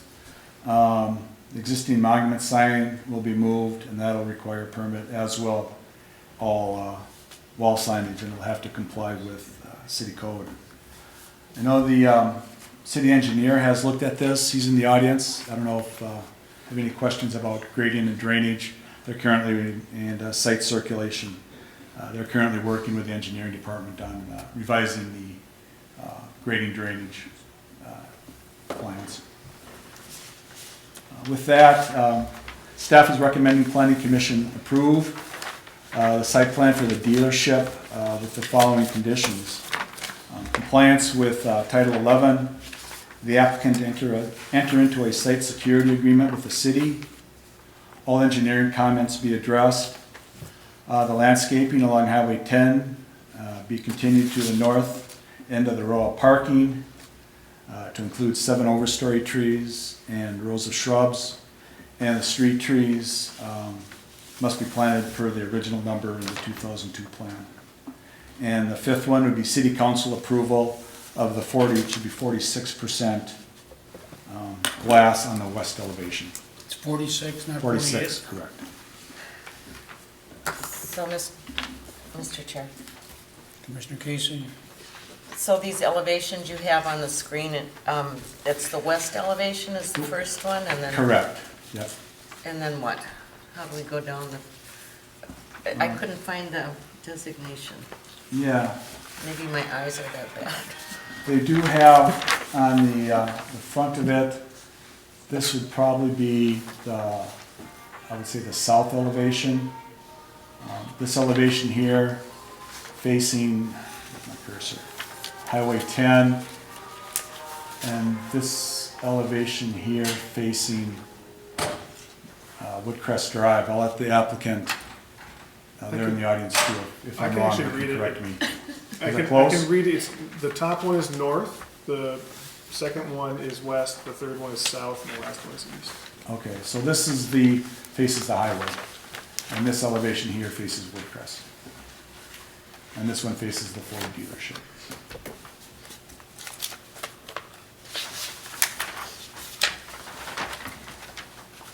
Mr. Harlicker, did I understand you to say that they would be working about, there would be some information on the vehicle delivery during this time? About, is that gonna be part of the conditions, that they describe how they're getting their vehicles in and out? That's what. Chair Schwartz and Commissioner Casey, yeah, they'll have to show on on the site plan here. My guess is they'll come in through here and maybe loop around the building and then come out. But as part of the submittal package for the building permit, that information will have to be provided. Okay. Mr. Harlicker, I have a question. If we act on this, we would be approving it, but one of the conditions is the city council approval of the glass elevation. So even though the case doesn't go to the council, that condition will go to the council, or how is that gonna work? Maybe the city attorney can correct me if I'm wrong, but I envisioned it as they would make an application to the city council for approval of this west elevation here. If the city council approves it, they can move forward with the project. City council does not, it would come back before the planning commission with an elevation that meets city code requirements. And do they have a time frame to do that? That would be up to them. I would assume, and they could maybe go into more detail, I would assume they would get it to the city council as soon as possible. All right, thank you. Commission, any other questions for Mr. Harlicker at this point? Does petitioners like to make a presentation before we would open a public hearing?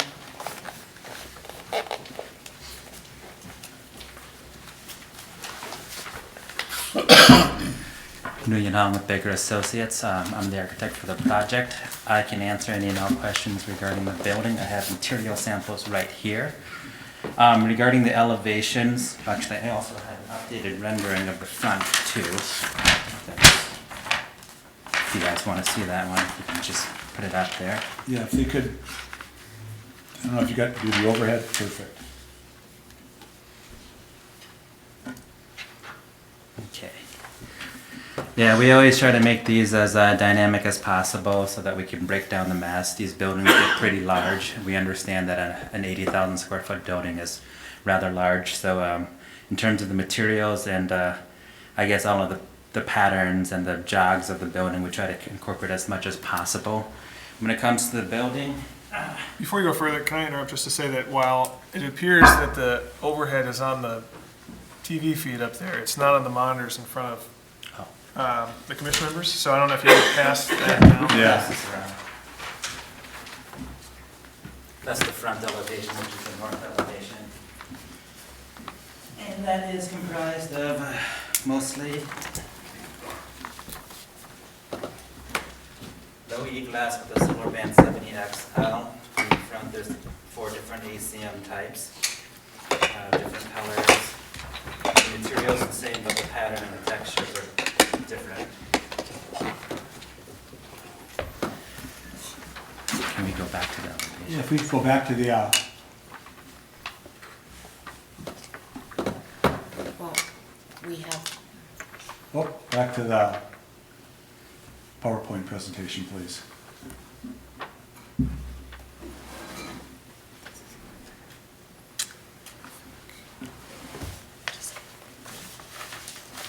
There you go, thank you.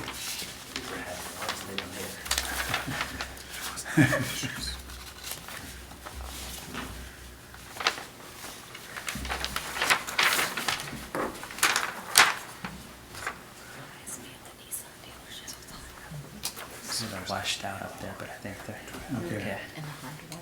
Yep. So the front elevation, the north elevation is the entry.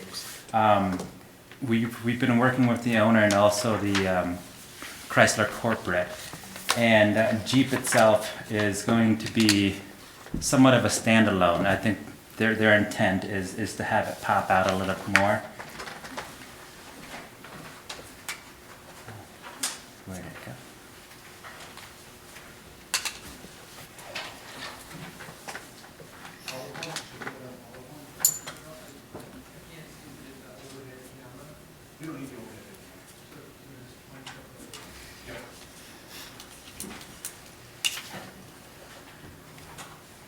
Should be momentarily.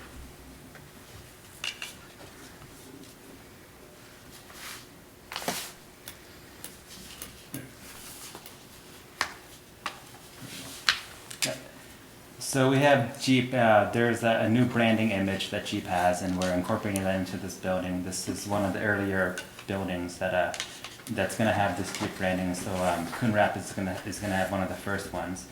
In terms of the Chrysler, Dodge, and Ram, what you see in that rendering is a little different from the entry portal, because we've been tasked with trying to update the image. It hasn't gone through Chrysler's approval process just yet. But this is something that we're going to be pushing for. So what you see here, what was submitted was the old arch, which is, I think, at least 10 years old in terms of its lifespan. So I think it's going to be changing pretty soon. So that's why you're seeing it rendering with a different entry portal. In terms of the size and the shape of it, it's roughly the same. If we go to the side elevation, the one that faces the highway here, the idea is to have as much glass up front to have Jeep anchor that corner as possible. Precast is going to be the predominant building material because it lends itself really well to a car dealership, because the inside of the building and the outside of the building, it's just a really robust material. In terms of all of the overhead doors, we're putting as much glass as we can in them. There's also going to be a second story display on the highway side. That's what you're seeing over here. When we go to the back of the building, this is what faces North Country Ford. Once again, precast. This is the shop area and the car wash, but we've punched windows whenever we can and wherever it makes sense. The overhead doors, once again, are going to be composed of a lot of glass. This side here that faces Woodcrest Drive, the service drive is here. We've put as much glass in as possible, as well as the show floor. Punch windows for the second floor offices, and then the back is precast with 3 different textures on it. And then once again, overhead doors that have a lot of glass and glazing on them.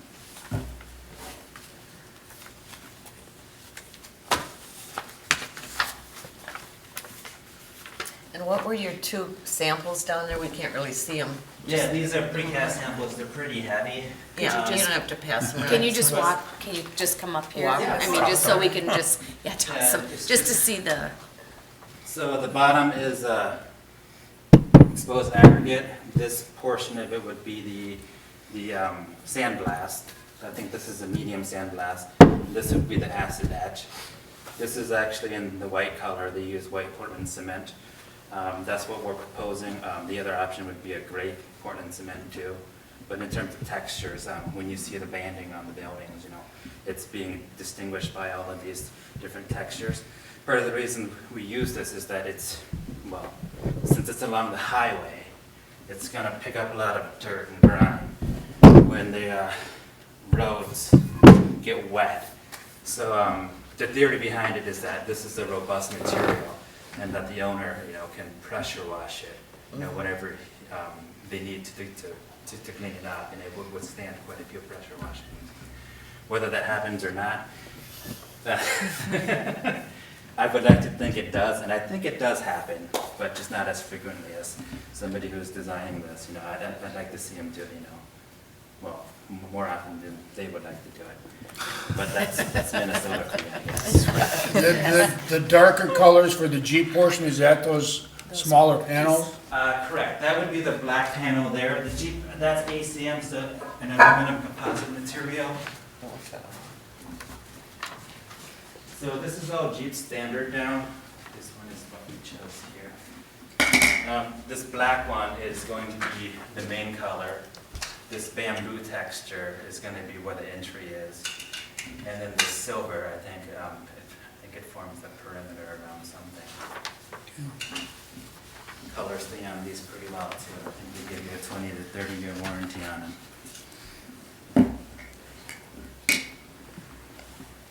Oh, and there was a glass here.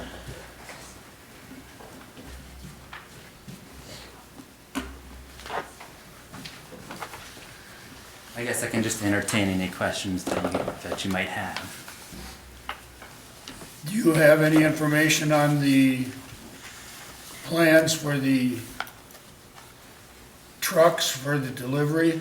'Cause currently, I mean, I live a half a mile from the facility, and I drive by the building 5, 6, 7 times a day. And right now, there's a lot of trucks offloading on Woodcrest Drive still. That has to do with mostly operational. I think that, well, I know because I worked with the civil engineer that the truck's going to do this turning radius right here, and it can go all around the whole building, which includes your fire trucks also. But the movement that we've designed this for, and we've modeled it out to be on AutoPath, is a semi-tractor with a 55-foot trailer, which means that well, pretty much anything that can go on a Minnesota road can get around the building going clockwise. Going counterclockwise, there's a pinch point that the truck might have to do a 3-point turn, but it is also a very doable movement. So in terms of the design of the site and where the building is placed and all of that, it's technically feasible and it's technically designed to have a truck be able to go in there, drop everything off. We also have to remember that parts is back here, so parts delivery, those trucks, will be using that truck route to get their parts off. In terms of the car delivery, that is a operational thing. The owner is going to have to tell the truck drivers that they can't park on here and that this is the truck route. And I think that's about all I can say to that. All right, thank you. Commission, any questions for the presenter? I think the building is a nice asset. I think it's nicely done, so. Thank you. Good job. Looks good. And I guess what we're looking at, like with the movement, they're gonna go to the engineer, right? You're gonna review the plans and you'll, when we say all the engineering comments be addressed. Correct. So you have a list of things that you have. That's correct. Okay. Commissioner Stevens and Commissioner Schwartz and the rest of the planning commission, actually, they did submit some updated plans that show some turning movements for both the interim condition as well as the permanent condition that the applicant described. And at this point, we're still reviewing those and we have a few follow-up questions for them, but it does ultimately become an operational requirement for them, and that's something that we've conveyed to them numerous times throughout the process as well, that the continual unloading of trucks or vehicles inventory on Woodcrest Drive needs to happen in their parking lot. Thank you. Any other questions from the commission at this time? All right, at this time, I will open a public hearing in planning case 17-11, site plan for constructing a new car dealership facility to replace the existing building at 10541 Woodcrest Drive, Coon Rapids, Chrysler. Anyone in the audience wishing to speak on this case? Anyone wishing to speak on this case? Seeing none, close the public hearing. Commission, your thoughts, comments? I'll make a recommendation. Yeah, okay. In the planning case 17-11, I recommend the planning commission approve the site plan for the new dealership facility to replace the existing building with the following 5 conditions. Compliance with City Code Title 11, the applicant enter into a site security agreement with the city. 3, all engineering comments be addressed by the city. The landscaping pattern along Highway 10 be continued to the north end of the row of parking to include the 7 overstory trees, and a row of shrub street trees must be planted for the number of the original 2002 plan. And number 5, the city council approve of the 46% glass on the west elevation. Is there a second? I'll second. Motion by Stevens, second by Schmolke. Any further discussion? Hearing none, all in favor? Aye. Opposed? Motion carries. This is a decision by the planning commission and can be appealed to the city council within 10 days if someone so chooses. Thank you. Thank you. Thank you. Good luck. Should be a nice new addition to the city. Next case is planning case 17-13, a preliminary plat for the Riverdale Station Apartments, Sherman Associates, and a piggyback case of 17-12, the site plan for Riverdale Station Apartments, Sherman Associates. Mr. Harlicker. All right, Chair Schwartz and Commissioner. First component of this application is the preliminary plat. This is the property here with Northdale, the North Star Station, and the shopping center to the north with Target and Home Depot. The applicant is proposing to take this site and split it up into 3 lots and an outlot. The outlot is up here, the northern third of the site or half of the site. That'll be for future development. At this point, it's going to be senior housing. It would be a second phase of this project.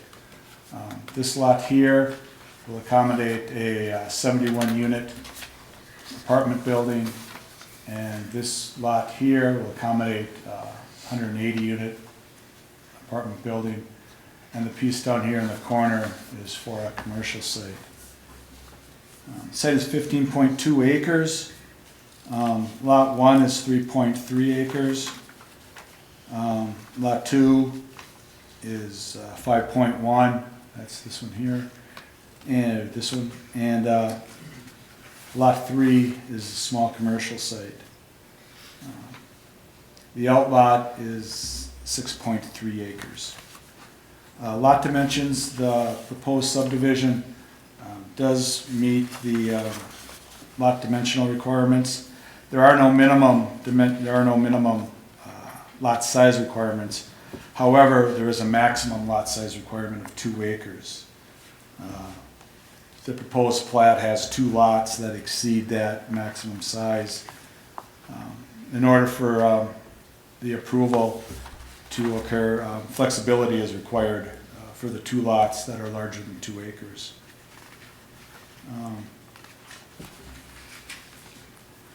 Staff is recommending that Planning Commission recommend approval of the dimensional flexibility for the larger lots because it will result in better integration of uses, provide significant site amenities, buffers, and other elements to offset any potentially harmful effects.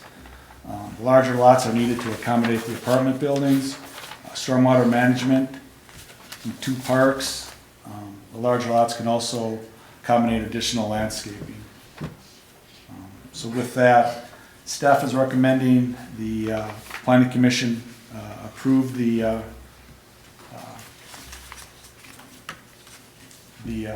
plat. There is also a park dedication required in the amount of $1,300 per unit for the apartment and $5,000 per acre for the commercial site, and park dedication will be collected prior to the issuance of building permits. With that, since this is going through the review process as part of the site plan review also, staff is going to recommend that the Planning Commission postpone action on this project to the June 15th meeting, and that will correspond with staff's recommendation on the site plan also. So the two can continue moving through the process at the same time.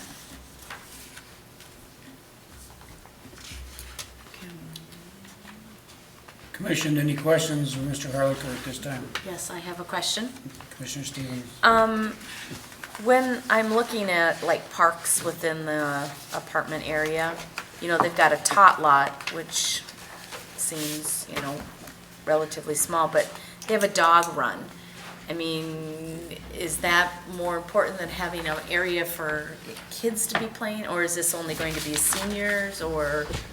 Commissioner Stevens and Chair Schwartz, I think those are issues that are more appropriate for the site plan review process. Okay, but I mean, I'm as just opposed to the trying plat. to put that maybe out there, that when you guys are reviewing some of that stuff, I don't know, but questions, so. All right. Commission, any other questions? All right, we will open a public hearing in this case, planning case 17-13, the preliminary plat. Anyone wishing to speak?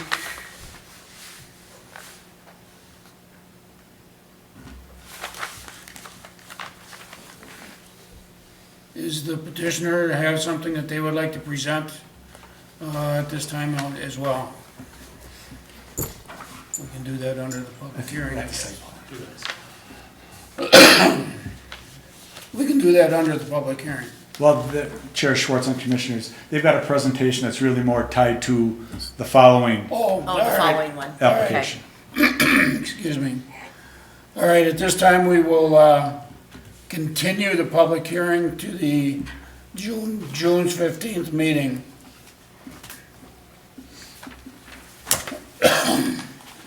And Commission, we have, anyone have anything they'd like to add at this time? Or can we just continue or postpone to our June meeting? I'll make a motion to postpone to the June 15th meeting. Second. Motion by Schmolke, second by Stevenson, to continue this case to the June 15th meeting. All in favor? Aye. Aye. Opposed? The motion passes, case is continued. Our next case is planning case 17-12, the site plan for Riverdale Station Apartments, Sherman Associates. Mr. Harlicker. Chair Schwartz and Commissioners, again, this is the same site next to the adjacent, next to the North Star Station. The applicant is requesting site plan approval of Phase 1, the River Station Apartments. They're proposing to construct a 3,500 square foot commercial building, a 180 unit apartment building located on the east side here, and a 71 unit apartment building located on the west end. Back in January, City Council approved the station area plan. That's what's on the screen tonight. And maybe to address Commissioner Stevens' comment, there is a larger park that is part of Phase 2 right here. This is the park that's currently being proposed, and this tot lot that was over here is currently being proposed to be installed as part of Phase 1. The station area plan was approved with 3 conditions. Improvements to the central open space that will enhance its desirability for a gathering space for the development. The design and intersection of the secondary access at Northdale. That's this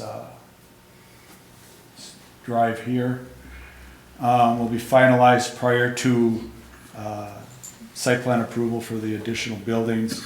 And architecture of the commercial building is consistent with the apartment building.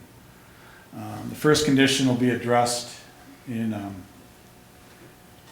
Phase 2 of the development. And the second and third conditions are being addressed as part of the first phase. Look at street design. This is an overall site plan for the project. It's broken down into two sections, a west section and an east section. As you can see, there's a drive that comes in off of Northdale. I call it the loop road. It comes in, loops around the project, and then it ties in with the existing North Star Station Drive right here, and that goes out to a signalized intersection at this point. There is a connector street between the two at this location here. It separates the 71 unit building from the larger 180 unit building here. There's also a pedestrian connection at this point here. It's kind of a unique feature to the site. It goes kind of through the building. The top two floors, 3 and 4, go over the top, and then the first 2 floors face this pedestrian connection here. And then down here is the commercial building. Underground parking is proposed with each apartment building. Access to the east building is here and here. Access to the 71 unit building is down here. Overall, the overall site plan that's being proposed is consistent with what was approved as part of the station area plan. This is a more close-up view of the site plan for the western end of the site. Again, this is the loop road coming through with parking on both sides here. And it loops around, access for underground parking at this point. Out here is the stormwater management area. Along the Station Street, they are proposing parallel on-street parking. All the drives in this development are private. The applicant will be working with Metro Transit on utilization of that existing station drive. Sidewalks are proposed. They're along here and loop around, come across to the front with a connection over to the playground and a sidewalk here. And then on both sides of that connecting drive between the station drive and the loop drive. They should provide crosswalks wherever these sidewalks cross, maybe driveways or streets. For instance, they need to get a crosswalk here and then up in this location here also. The drives are a minimum 24 feet wide, with the station drive at 28 feet to accommodate the parallel parking spaces.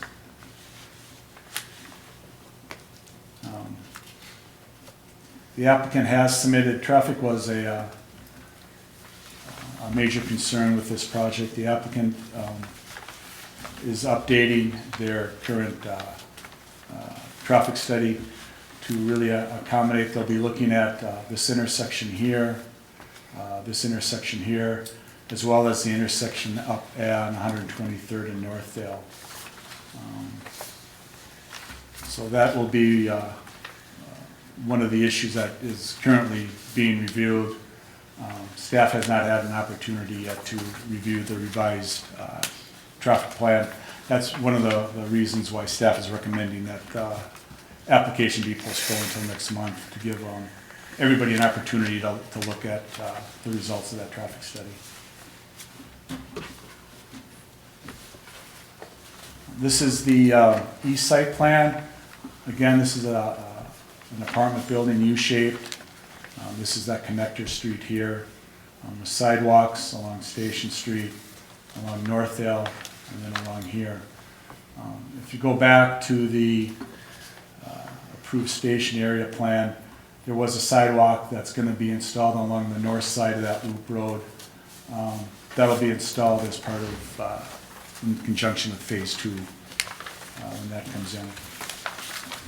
Again, there's places in here where they've got sidewalks crossing driveways and entrances into the underground parking. All those should be have crosswalks.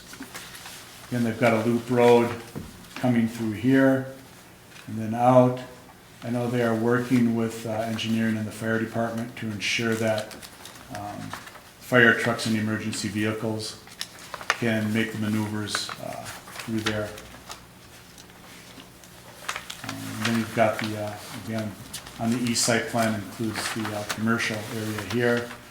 We've got a driveway coming in here with parking, and then a loop for, to accommodate a drive-through. I know they are working on reconfiguring this to try to reduce the number of turning conflicts, because it is a pretty small site. And they were also looking at the possibility of reducing the number of parking stalls. Here's the landscape plan. Street trees are provided at 30-foot intervals along here and out here and then around this area here. Staff is recommending that the street trees also be provided on the outside edge of that loop road at the same distance that's proposed on the east side. The number of foundation shrubs needs to be revised so it complies with city code of 1 shrub for every linear foot of buildings.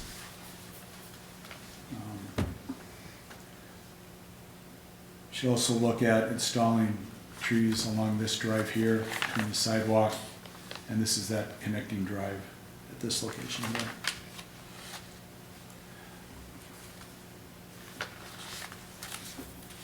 Here's the east. It's not there. On the east side, staff is recommending that trees be provided along Northdale at this location at the same ratio of 1 tree per every 35 feet.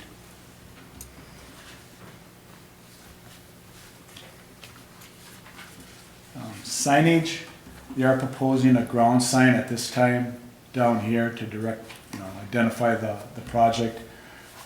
Ground sign does require design flexibility because ground signs were not anticipated when the standards were drafted.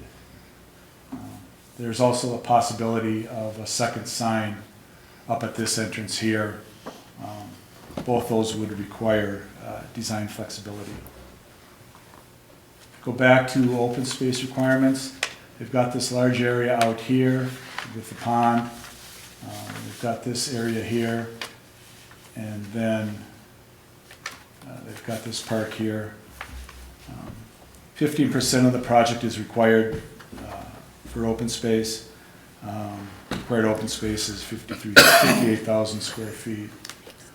With this, in the top lot, and then if you include this area out here, they do got the required number of open space. For this to be counted towards the open space, staff is recommending that this get some landscaped out here, maybe some prairie plantings and trees around the pond, and install a walking path through the area. Staff is also recommending a connection from the apartments out towards this way here, so people can get to the west end of the shopping center without having to have to go all the way out onto Northdale.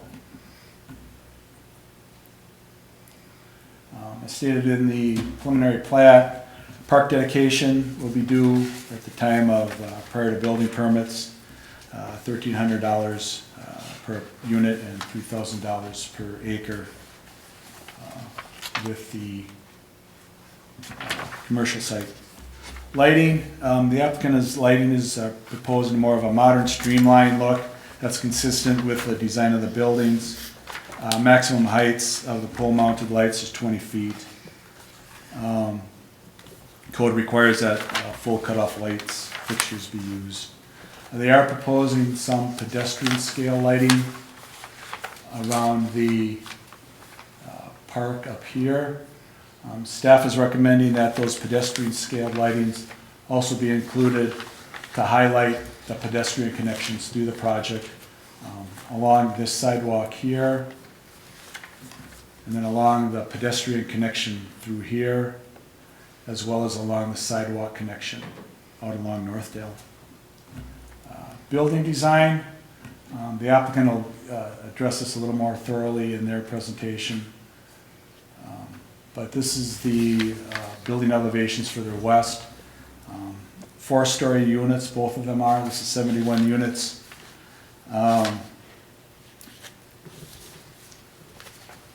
The buildings are really, it's a mix of materials, so it does comply with material mix and quality of materials.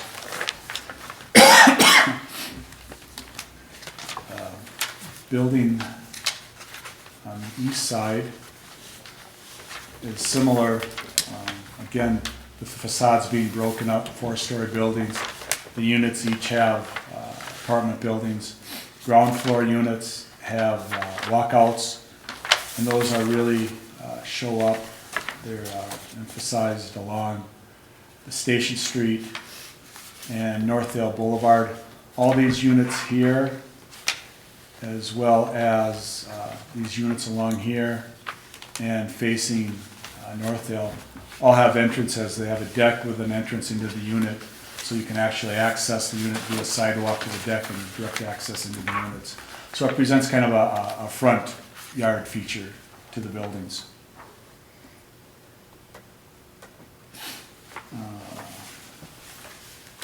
Exterior materials, it's a mix of rock face block, brick, and cement board, lap siding and panel sidings.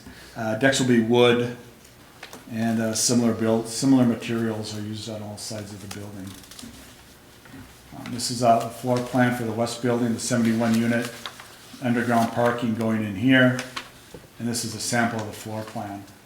They're fairly similar in layout. Again, the east elevations here.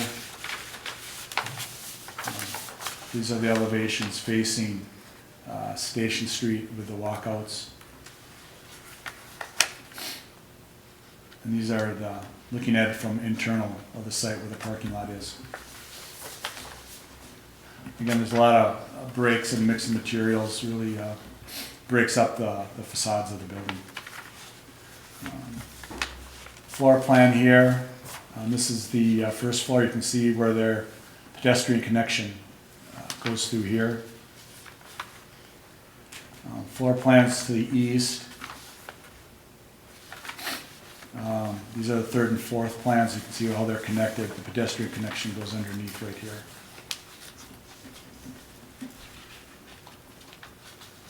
The elevations for the commercial building. Again, it's a similar mix of materials. 1 story. All 4 sides are treated equally. Project renderings. Again, this is looking at it from the east end of the parking lot for the train station, looking at the commercial site. And this is the 180 unit building. Excuse me. This here is the rendering of the 71 unit building, looking at it from the corner.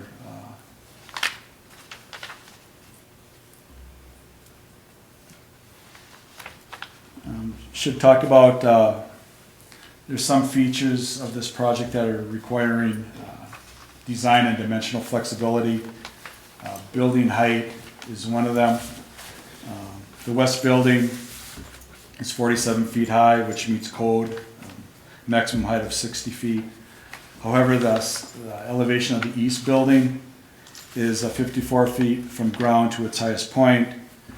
Code allows for a maximum of 30 feet building height within 100 feet of Northdale. So they'll need dimensional flexibility for height of the building. The commercial building is a 1-story building. Code requires that it be 2 stories, so they'll require dimensional flexibility for the 1-story building.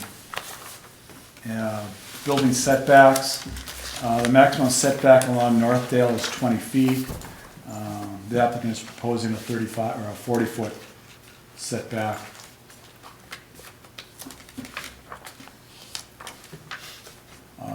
Along Northdale, right here. So they will need design flexibility, dimensional flexibility for that. And then along Station Street, Code allows a maximum of 10-foot setback along there. The applicant is proposing a 35-foot setback for both buildings. So they will need flexibility for building height, building setbacks, ground signs, as well as parking. City code requires that a certain number of underground parking stalls and surface parking be provided. 1.5 spaces per unit must be enclosed. 1.5 spaces per unit and at least one enclosed building. The west unit has 171 spaces, it requires 107 spaces, 71 enclosed. The plan includes 70 underground garage spaces and 45 surface for a total of 115. So the west building will need dimensional or flexibility for the 70 underground garage spaces where they need 71. On the west building, the east building, 180 unit building, it requires 270 spaces, 180 of them enclosed. The site plan includes 150 underground garage spaces and 108 spaces for a total of 258.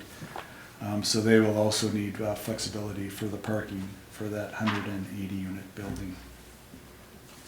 And with that, the applicant is here and they have a site, they have a presentation they'd like to give also.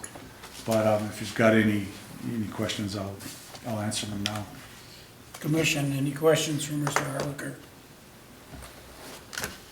It sounds, yes. It sounds like there's a lot of areas where they're asking a lot of different flexibilities. You know, like some of the things we've seen, it's one thing or another, but there's several here that they're not meeting. You know, I look at, you know, for the underground parking, they're supposed to have more. If they would have more underground, then there might be a larger area that they could have a larger park area for that number of apartments that are going in there too. Because aren't you saying that they're gonna have more above ground then? More parking?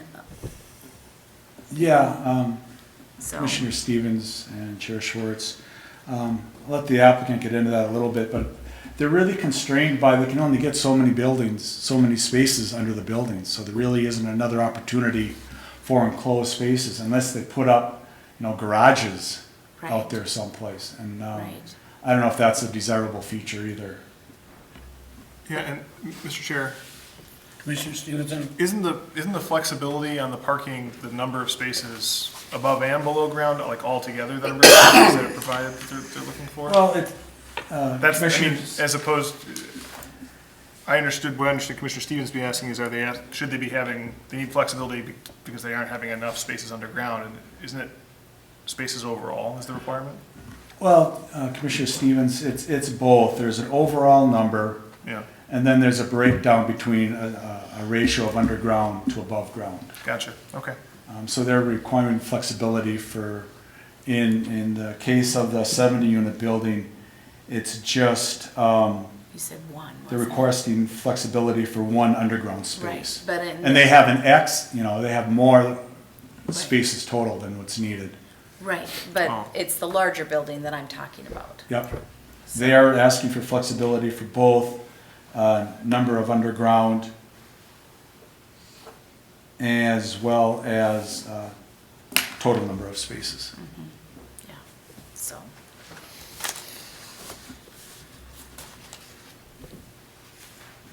All right, why don't we hear from the petitioners, please?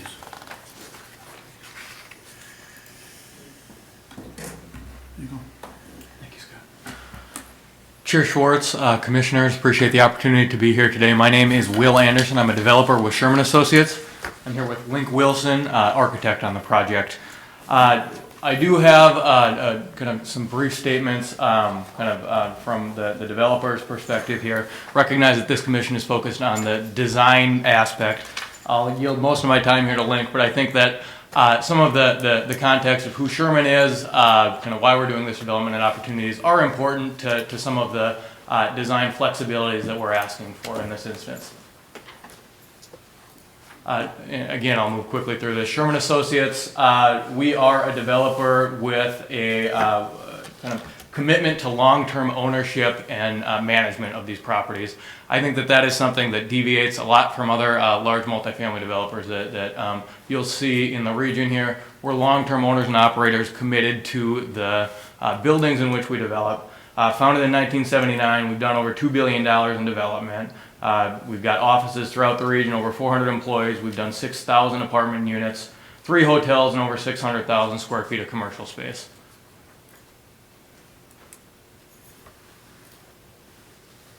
Just some examples of projects that we've done. Scott, thank you. I think you did a fine and thorough job of kind of defining the metrics here. We're doing 251 new housing units in the east building, 180, 71 in the mixed income west building, 3,500 square feet of commercial retail space at the intersection here of Northdale and the Transit Road. For the information of the commission here and folks in the audience, we're targeting a coffee shop for the intersection, the 3,500 square feet commercial building there. We think that a coffee use there is really appropriate both to serve our residents and the individuals that are utilizing the transit resource here along the North Star line. A couple of other high-level project metrics. This is a $61+ million project. I think important to note, $58 million of that is private debt and equity that's going into this deal. Another important note, property taxes. This project, just phase 1 here that we're discussing today, is going to generate an estimated $428,000 in property taxes generated by the new development here. So there's a real opportunity here at Riverdale Station. We're really drawn to the area because there's, I think, real demonstrated market need, both in the market studies that we've completed, as well as kind of surveying the area. There's a lack of new multifamily mixed income housing. We're really focused on transit-oriented development here. We think that it is a key aspect of why we elected to move forward with this development. And a key aspect of why it's going to succeed. And it's really, we're working to capitalize on investments that this community and others have made on infrastructure in the area. We're really seeking to enhance that and integrate this development into the larger community beyond it. We think that it's a great site because of its adjacency to commercial and job centers.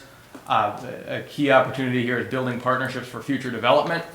Both kind of the future development that we're proposing in the second phase here, as well as future development opportunities outside of this site. Key partners to note include the City of Coon Rapids, Anoka County, HUD, MHFA, Met Council, and Simpson Housing. This is a underutilized parcel at the moment. It's vacant, raised.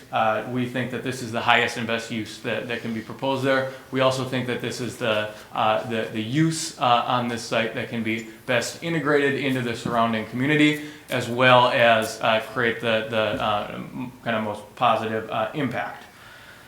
And kind of piggybacking on that, kind of the design that we are proposing here today, I think we can thoughtfully integrate into the existing community as well as infrastructure that exists around it.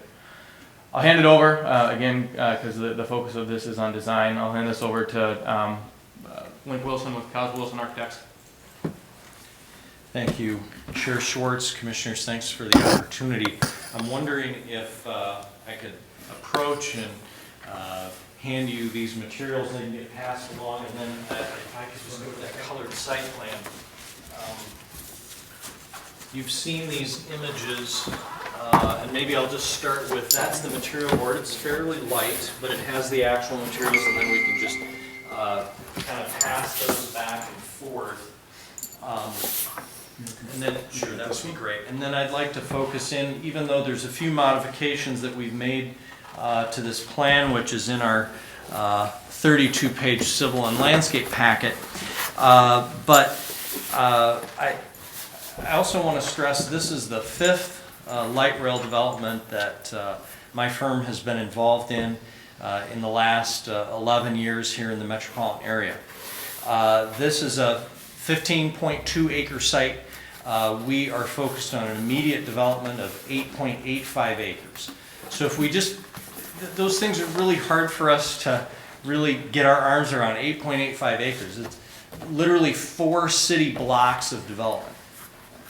And usually when we have 4.4 or 4 city blocks of development, they get complicated.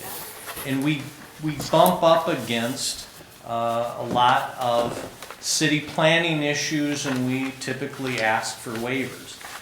It's an irregularly sized site. There's site topography. And then in addition, we have a very, very busy light rail station to our south. And so the changes and the waivers that we're looking for tonight are not to maximize unit density or maximize the amount of cars on site, but it's really trying to open this site up so that we have good pedestrian flow through the site, not only to the light rail station, which will be heavily used by the residents of the 71 unit workforce housing, and then also the 180 unit market rate apartment building, as well as the 3,435 square foot coffee shop that we have here. So again, and I'm going to go through each one of these waivers, but I want to emphasize again, the things that we're asking for are really to help pedestrian flow, to open up green space. And so I think we'll just go through each one of those waivers that we're asking for. It's not unusual for a city to protect itself and say that there should be a maximum lot size. In this particular instance, for City of Coon Rapids, it's 2 acres. We have 15.2 acres here, so we do need some flexibility, and I don't think anyone would argue about that. I also think that we want to be very sensitive in our setbacks. We have single-family homes that are to the south. We have single-family homes that are to the east. Now, the single-family homes that are to the east, and sometimes it's great, we just have a lot of different things up on the screen. These are some images of the single-family homes to the east. The closest one is 230 feet away from our eastern edge. I also think they're protected. Most of them have a nice fence and also landscaping, and it's their backyards. But we are 230 feet away, which is a significant distance across Northdale. The folks to the south are even further. You can see my cursor here. But let's kind of get into those setbacks a little bit. As was mentioned, we do have walk-ups all around the perimeter of the design. And so we felt it was really important to actually have a greater setback, more green space than even what is allowed. So we're not asking to get closer to neighbors on the south or to our east. We're actually asking to get further away. And certainly we will add more trees to the east. We also have a topographic issue here where the slope gets very steep. So we're proposing a sidewalk that's intermediate. We'll have trees in between, but again, we have walk-ups there. So those are the setback requirements that we're asking for some lenience, again, actually to get further away from neighbors. The height, really the only height issue is right here. You see really throughout the metropolitan area, 4-story is a very, very good number to make really good, cost-effective, high-quality housing. And I always say, with density comes quality. Then we can afford high-quality architectural panels, high-quality brick on the exterior. I think we have a really great modern contemporary design. It's respectful of the neighborhood, but it also addresses the light rail as well. So really, this is the only height of this building as well. And then the height gets to parking. Now, in this building, we are asking underground for a waiver of 1 parking stall. So I think we're doing a pretty good job there. When we do get to 4 stories, it's always very difficult to get 1 parking stall per apartment unit, which is what is required of city code. I think in other sites, a concern would be valid. In this particular case, we're asking for a waiver of 12 parking stalls underneath the building. But we're also forgetting that we have a huge parking lot to our south. And then again, we're an attractive location for people who want to ride to work every day. This being our 5th project of this kind. We have a project in St. Paul. We have 83 units. We have 35 underground parking stalls. Again, we're right on the light rail, and we're finding that everybody who lives on the light rail is using it. We have another property that's at 46 in Hiawatha. It's 110 units. We have 150 stalls below. We thought we'd need them. It's half empty. We've converted a lot of them to electric charging stations. We don't know what to do with the space down there. We're leasing the space for people who just want to store a classic car, what have you. So we feel from experience we've got good numbers. Again, if we were in just strictly a residential neighborhood and we didn't have light rail there, I think that would be cause for concern. But again, we're trying to encourage ridership, encourage pedestrian flow through the site. Height of the retail, we are required here to be 2 stories in height. We've got an 18-foot building. We just don't have a mezzanine inside of it, so I feel like we're a little bit of a technicality there. And then from a site signage, again, because we are, we're using 4 city blocks just in the first phase alone, proposing senior housing to the north. We felt it's important against, along Northdale to be able to signify the name of the project. But I think that we could work with staff on that if that became a large burden. And I think with that, I'll stand for questions that you may have about the building design, the facade design, or any of the waivers that we're requesting. I thank you. One question that I have on the west building, you only have the 1 entrance to the underground parking. Correct, and that is to the west, right here. Fire code doesn't require 2 exits? Not for vehicles, no. We do have, in that building, we have 2 pedestrian exit points from the building, but only 1 car, and that meets code. And again, all the buildings are fully sprinklered, including the garage.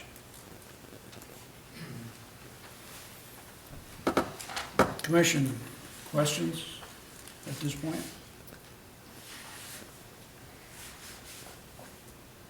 Well, going to the entire plan, not just talking about building design,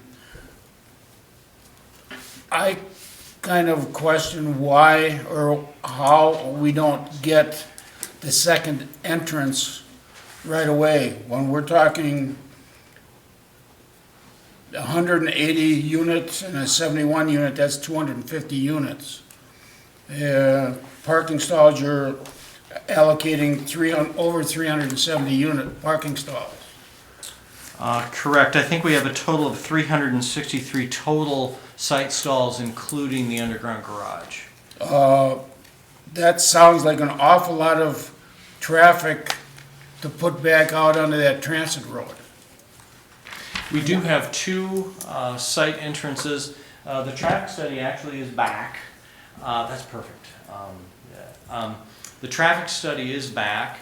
It's just we didn't get it back until literally today. City staff has not had a chance to absorb it, but I think you'll find from the traffic study, and we will be back on June 15th, that the traffic study has come back stating that the roads that are there can more than handle the capacity. They're designed for actually more capacity than what we're proposing. That's right, and I can expand on that a little bit. So we did do an initial traffic study that was reviewed by staff with our initial submittal.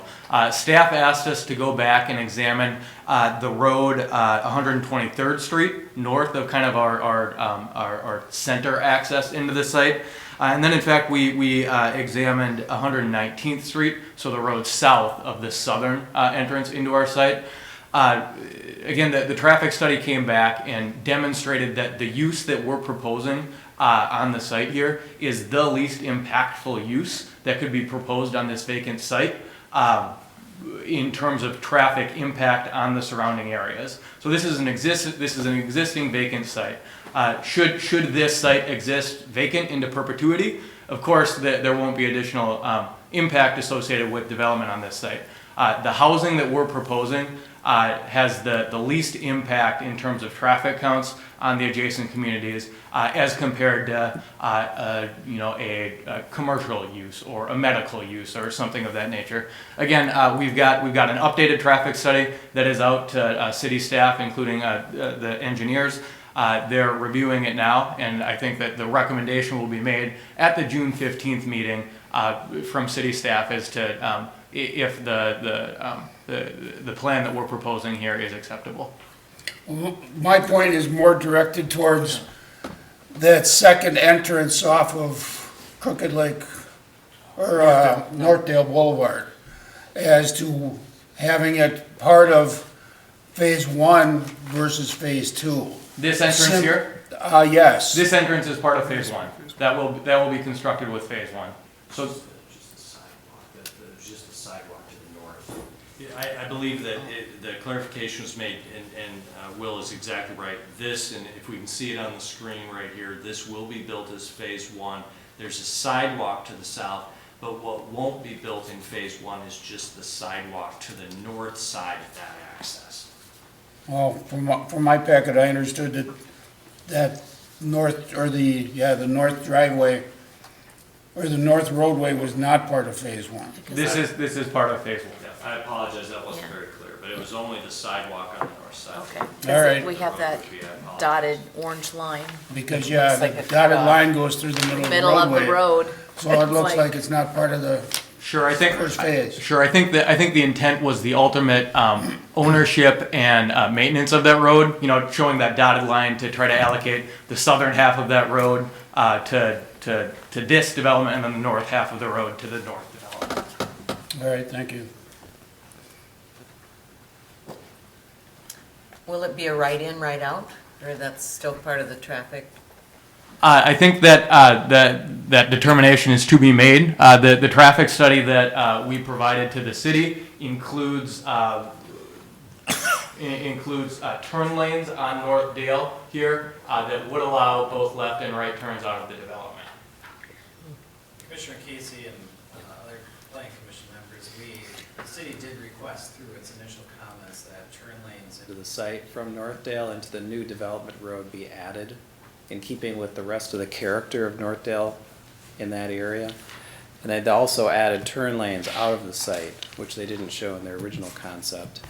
And like Mr. Anderson said, we're continuing to look at the new traffic study to make sure that the trip generation factors that they're showing are accurate and will demonstrate the level of service that they're anticipating on Northdale. Thank you. Chair Schwartz. Commissioner Stevens.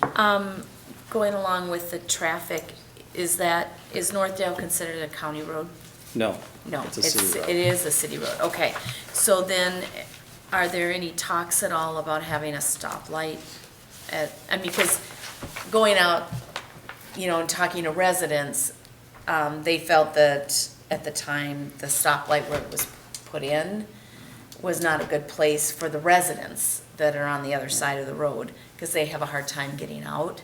So would there be a stoplight, in between there or not, or looking at it at all? It's something that we would look at through the traffic study review, in particular 123rd Avenue, because you're correct, we've received a number of comments to that effect from people that live on the east side of Northdale about potential queuing on those side streets and what that would trigger, if that would trigger a traffic signal or not. That is part of their updated study Okay, as well. good. All right, thank you.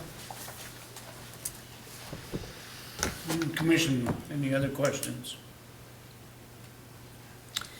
I don't know if it's feasible to ask, because, you know, it can always change, but the next development phase, about how long out are you possibly thinking about developing that area for the senior housing? Our development agreement for phase 1 here will require that we move forward with development within 3 years on that second north phase. Okay, so what, you know, parks are a big thing too, for me anyway, because then you won't develop that area for, you know, 3 years where the park is in the new area, the future development.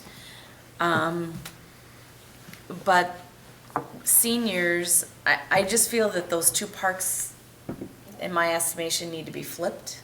Dog park, because I'm feeling that maybe a lot of the senior citizens will have animals that they would like to go and walk, and that's a greater distance for them to utilize that area. I don't know, but I know it's larger for kids, so I don't know. I'm just trying to think for them.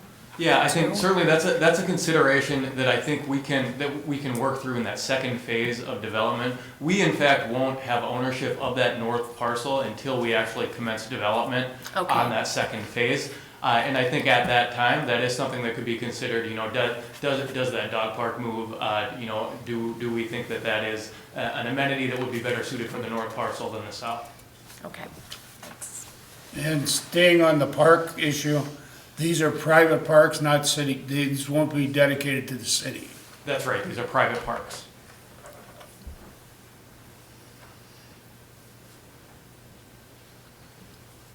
Question on the commercial building. You anticipating just one tenant? We're anticipating just one tenant, that's correct.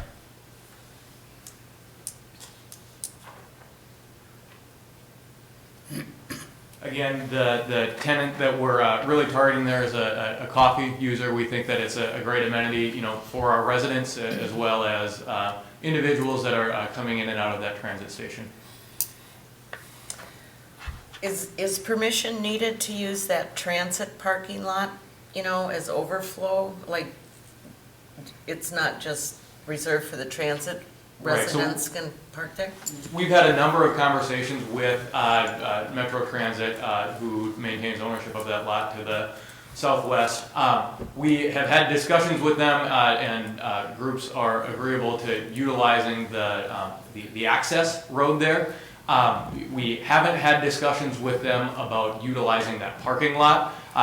You know, they are a partner in this deal, and it's a conversation that I think we can have in the future, but there have not been conversations or commitments to this point to utilize any of that parking in off hours for resident parking. So you're talking about the use of Station Drive, which is that main one, and then that's all? Yes, so the use of Station Drive has been discussed, and you know that's acceptable to both groups. Mm-hmm. We have not approached the subject of utilizing parking stalls here. Okay. Again, they've been a strong partner to this point, and it's a conversation that I think we could and certainly will have in the future. Okay. Back to the commercial building, you're talking coffee shop. I don't know who you're thinking of putting in there, but if I could make a suggestion that you look at Dunkin' Donut. They do have You're a fan. very strong coffee, and they're back in the area. They do have good coffee. I want to clarify again, though, that right along here, you can see the cursor, and hopefully folks at home can see where my cursor is running. Those are parallel parking stalls, which are on the Sherman property. And we're not, you know, counting those as you know, part of the transit station parking. So I think those are important not to forget about as well. So in other words, you would be widening the roadway for the parking stalls? I mean, technically, if you want to say the curb for that parallel parking, instead of it being right at this line, is here. But a driver should not be, driving through that. Space. Mr. Chair, I'm sorry, you're running the cursor over an area that's in the parking lot of the Metro Transit I station. think it is here. They have to. I apologize. Yeah, so this is the road right here. Right. This is the cutout right here where the parking stalls are that Lynn was referencing. And there are two sets of them. There's a set of 11, and then there's, in front of the other buildings, there's 20 some more. I thought I was seeing. It's in front of We're three counting them different right spots. now. Oh. 19 in front of the multifamily. Oh. And then 11 in front of the workforce house, correct? So 30 stalls. And those, you said those weren't included in the parking numbers you said earlier? I'll have to double check, but I don't believe that they were included in our parking lot. I took the numbers off your Yeah, calculations. we'll double check. Then maybe we should have more green space over here.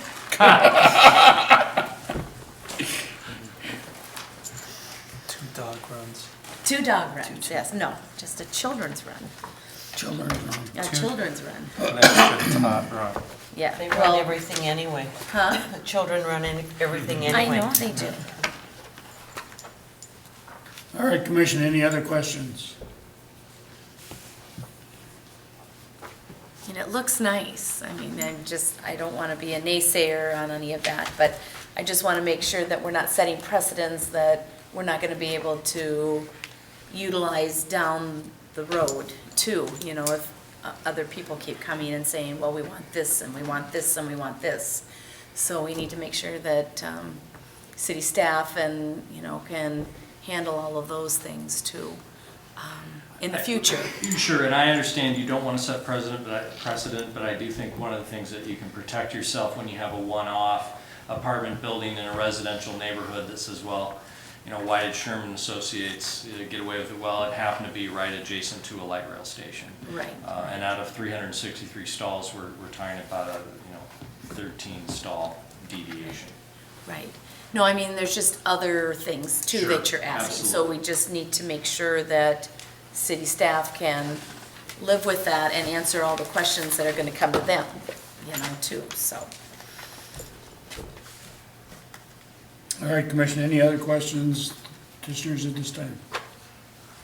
All right, thank you. Thank you very much. Thank you. Thank We you appreciate your very time much. and your consideration. All right, we do have a public hearing in this matter, so at this time I will open a public hearing in planning case 17-12, the site plan for Riverdale Station Apartments.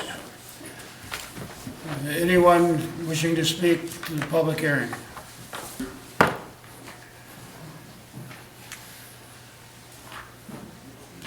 Seeing none, we'll not close the public hearing, but we will continue it to our June 15th meeting.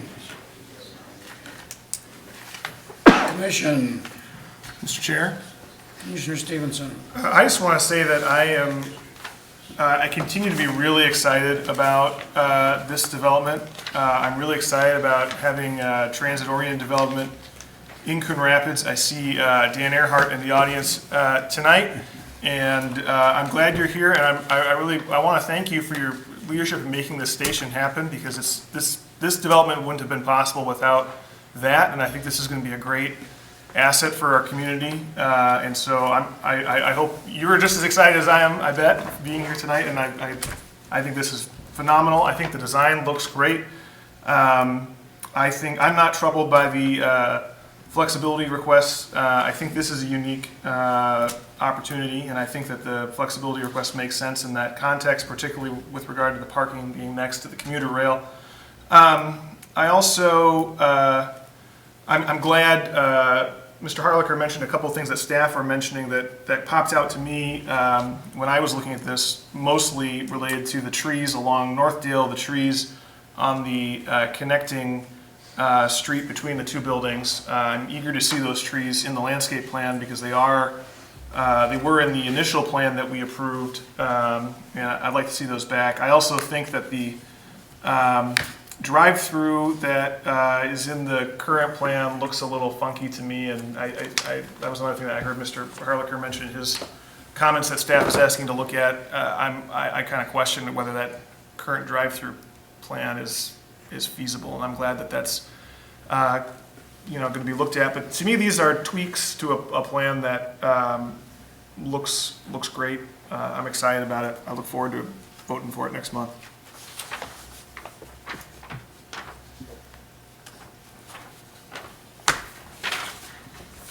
Commission, anyone have anything they want to add at this time? Otherwise, we can go with a motion. A motion to postpone until June 15th. Second. Motion by Stevens, second by Stevenson to postpone planning case 17-12 to our June 15th meeting. Any discussion? All in favor? Aye. Aye. Opposed? Motion carries. We'll see you next month. Thank you. 3 hours of standing is too much for me.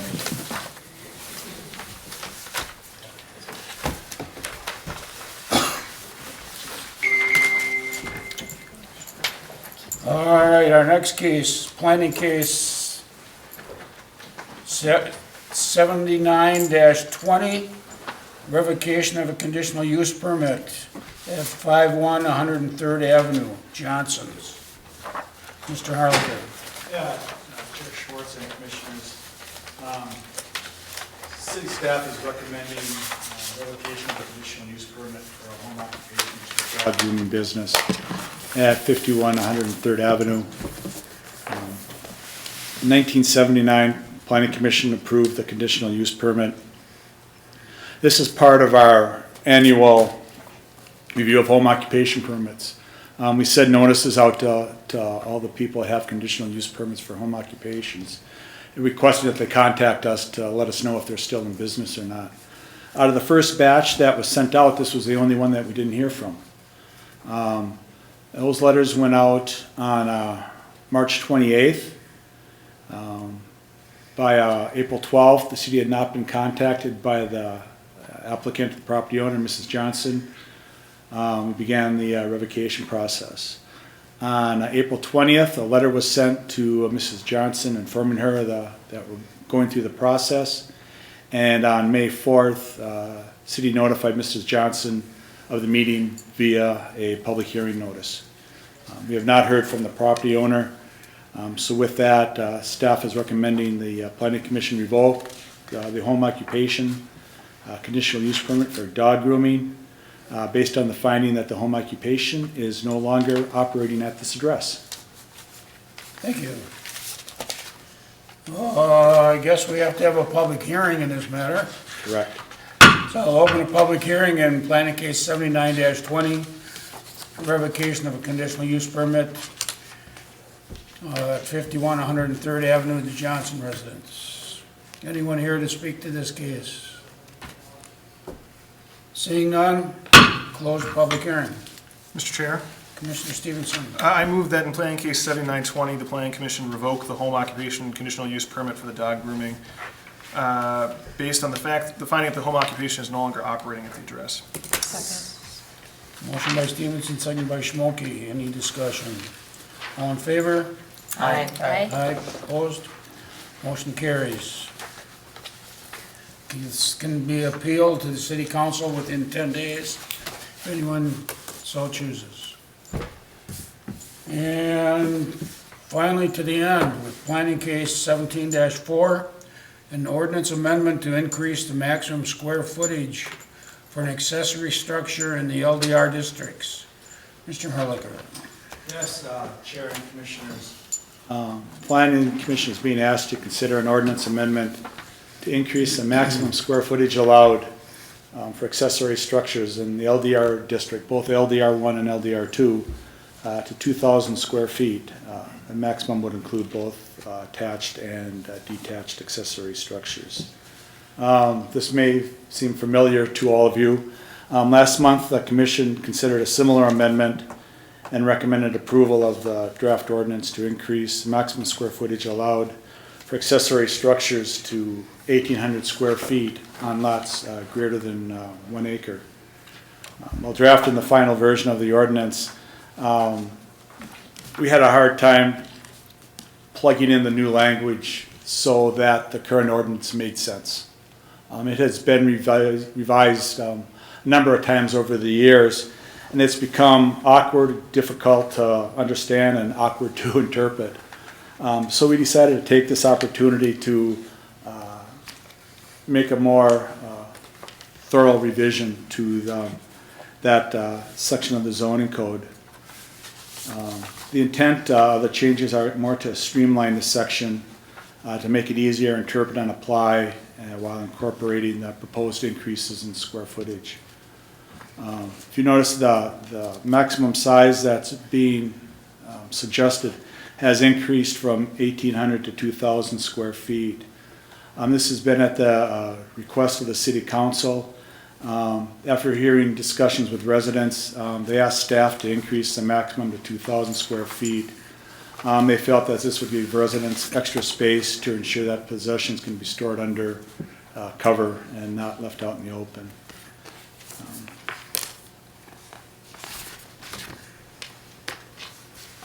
The language that's being proposed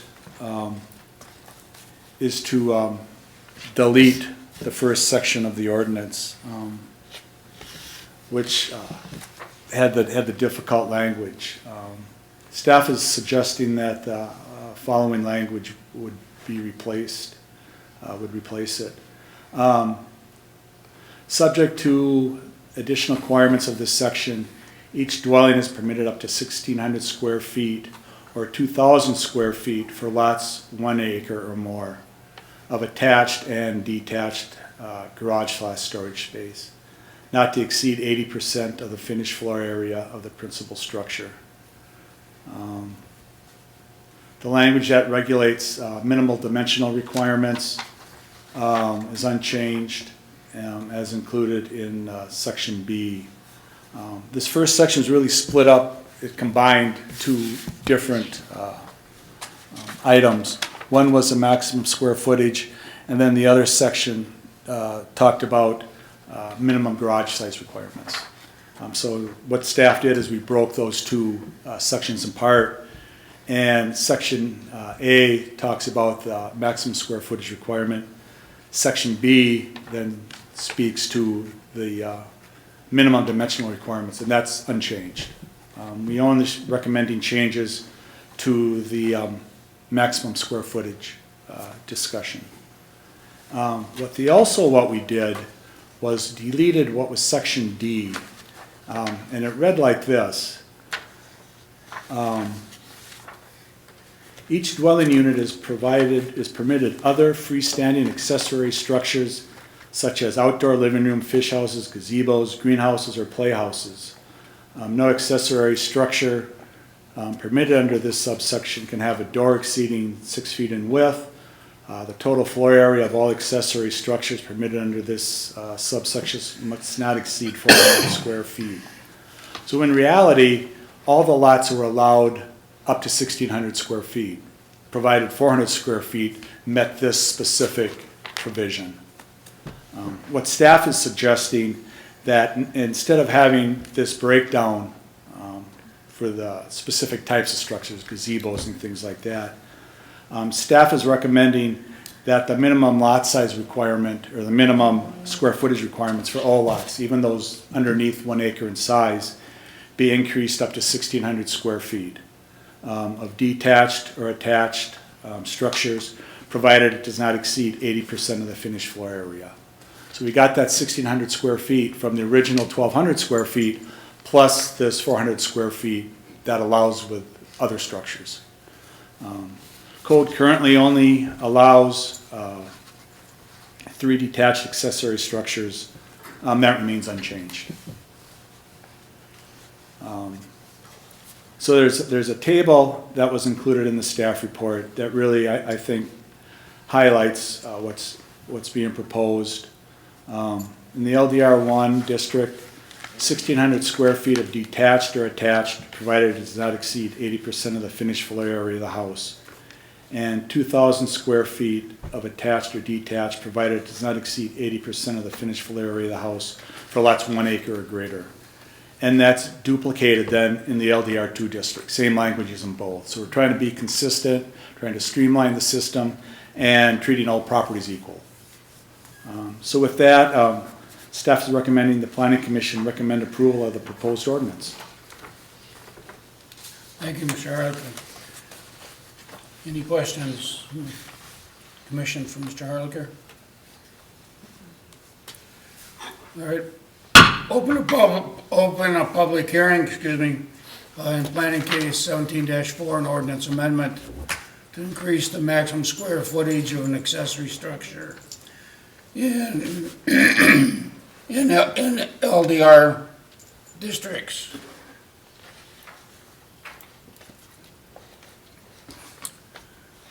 Anyone here to speak to this matter? Seeing none, close the public hearing. Commission. Mr. Chair, Commissioner Casey.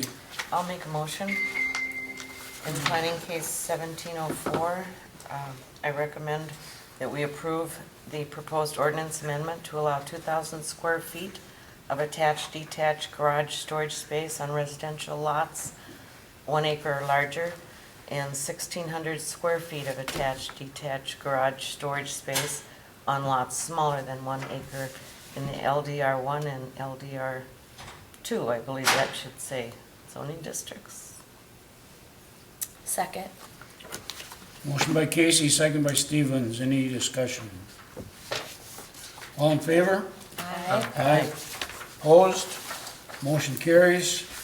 This is a recommendation by the Planning Commission and will be introduced by the City Council at their June 6th meeting.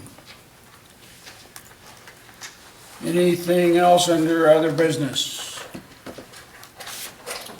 Mr. Harlicker, anything you want to add? Current development? Or? Well, we had Ream Trucking had their groundbreaking this afternoon. They're very close to getting their building permit to start construction. Next month, we've got a proposed PUD amendment for Gateway Commerce Center to allow a second car dealership and some other smaller projects, but that's the bulk of it. There is a about a 15,000 square foot retail strip center that's being proposed in front of Home Depot. They'll be coming in for subdividing the property and putting the site plan approval. Home Depot has a lot of extra space, a lot of extra parking spaces.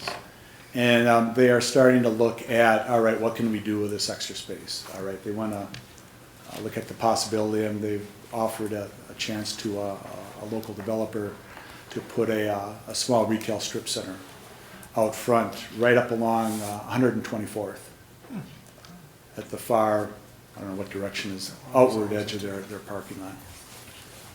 We're currently working with the developer on finalizing access into the project. It's kind of a traffic mess at that intersection.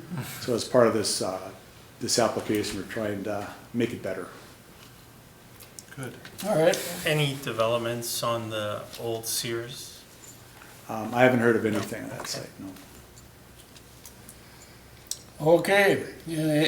Commission, anybody have anything they'd like to add? Entertain a motion to adjourn. So moved. Second. Third. Motion by Stevens, second by Stevenson. All in favor? Aye. Aye. Opposed?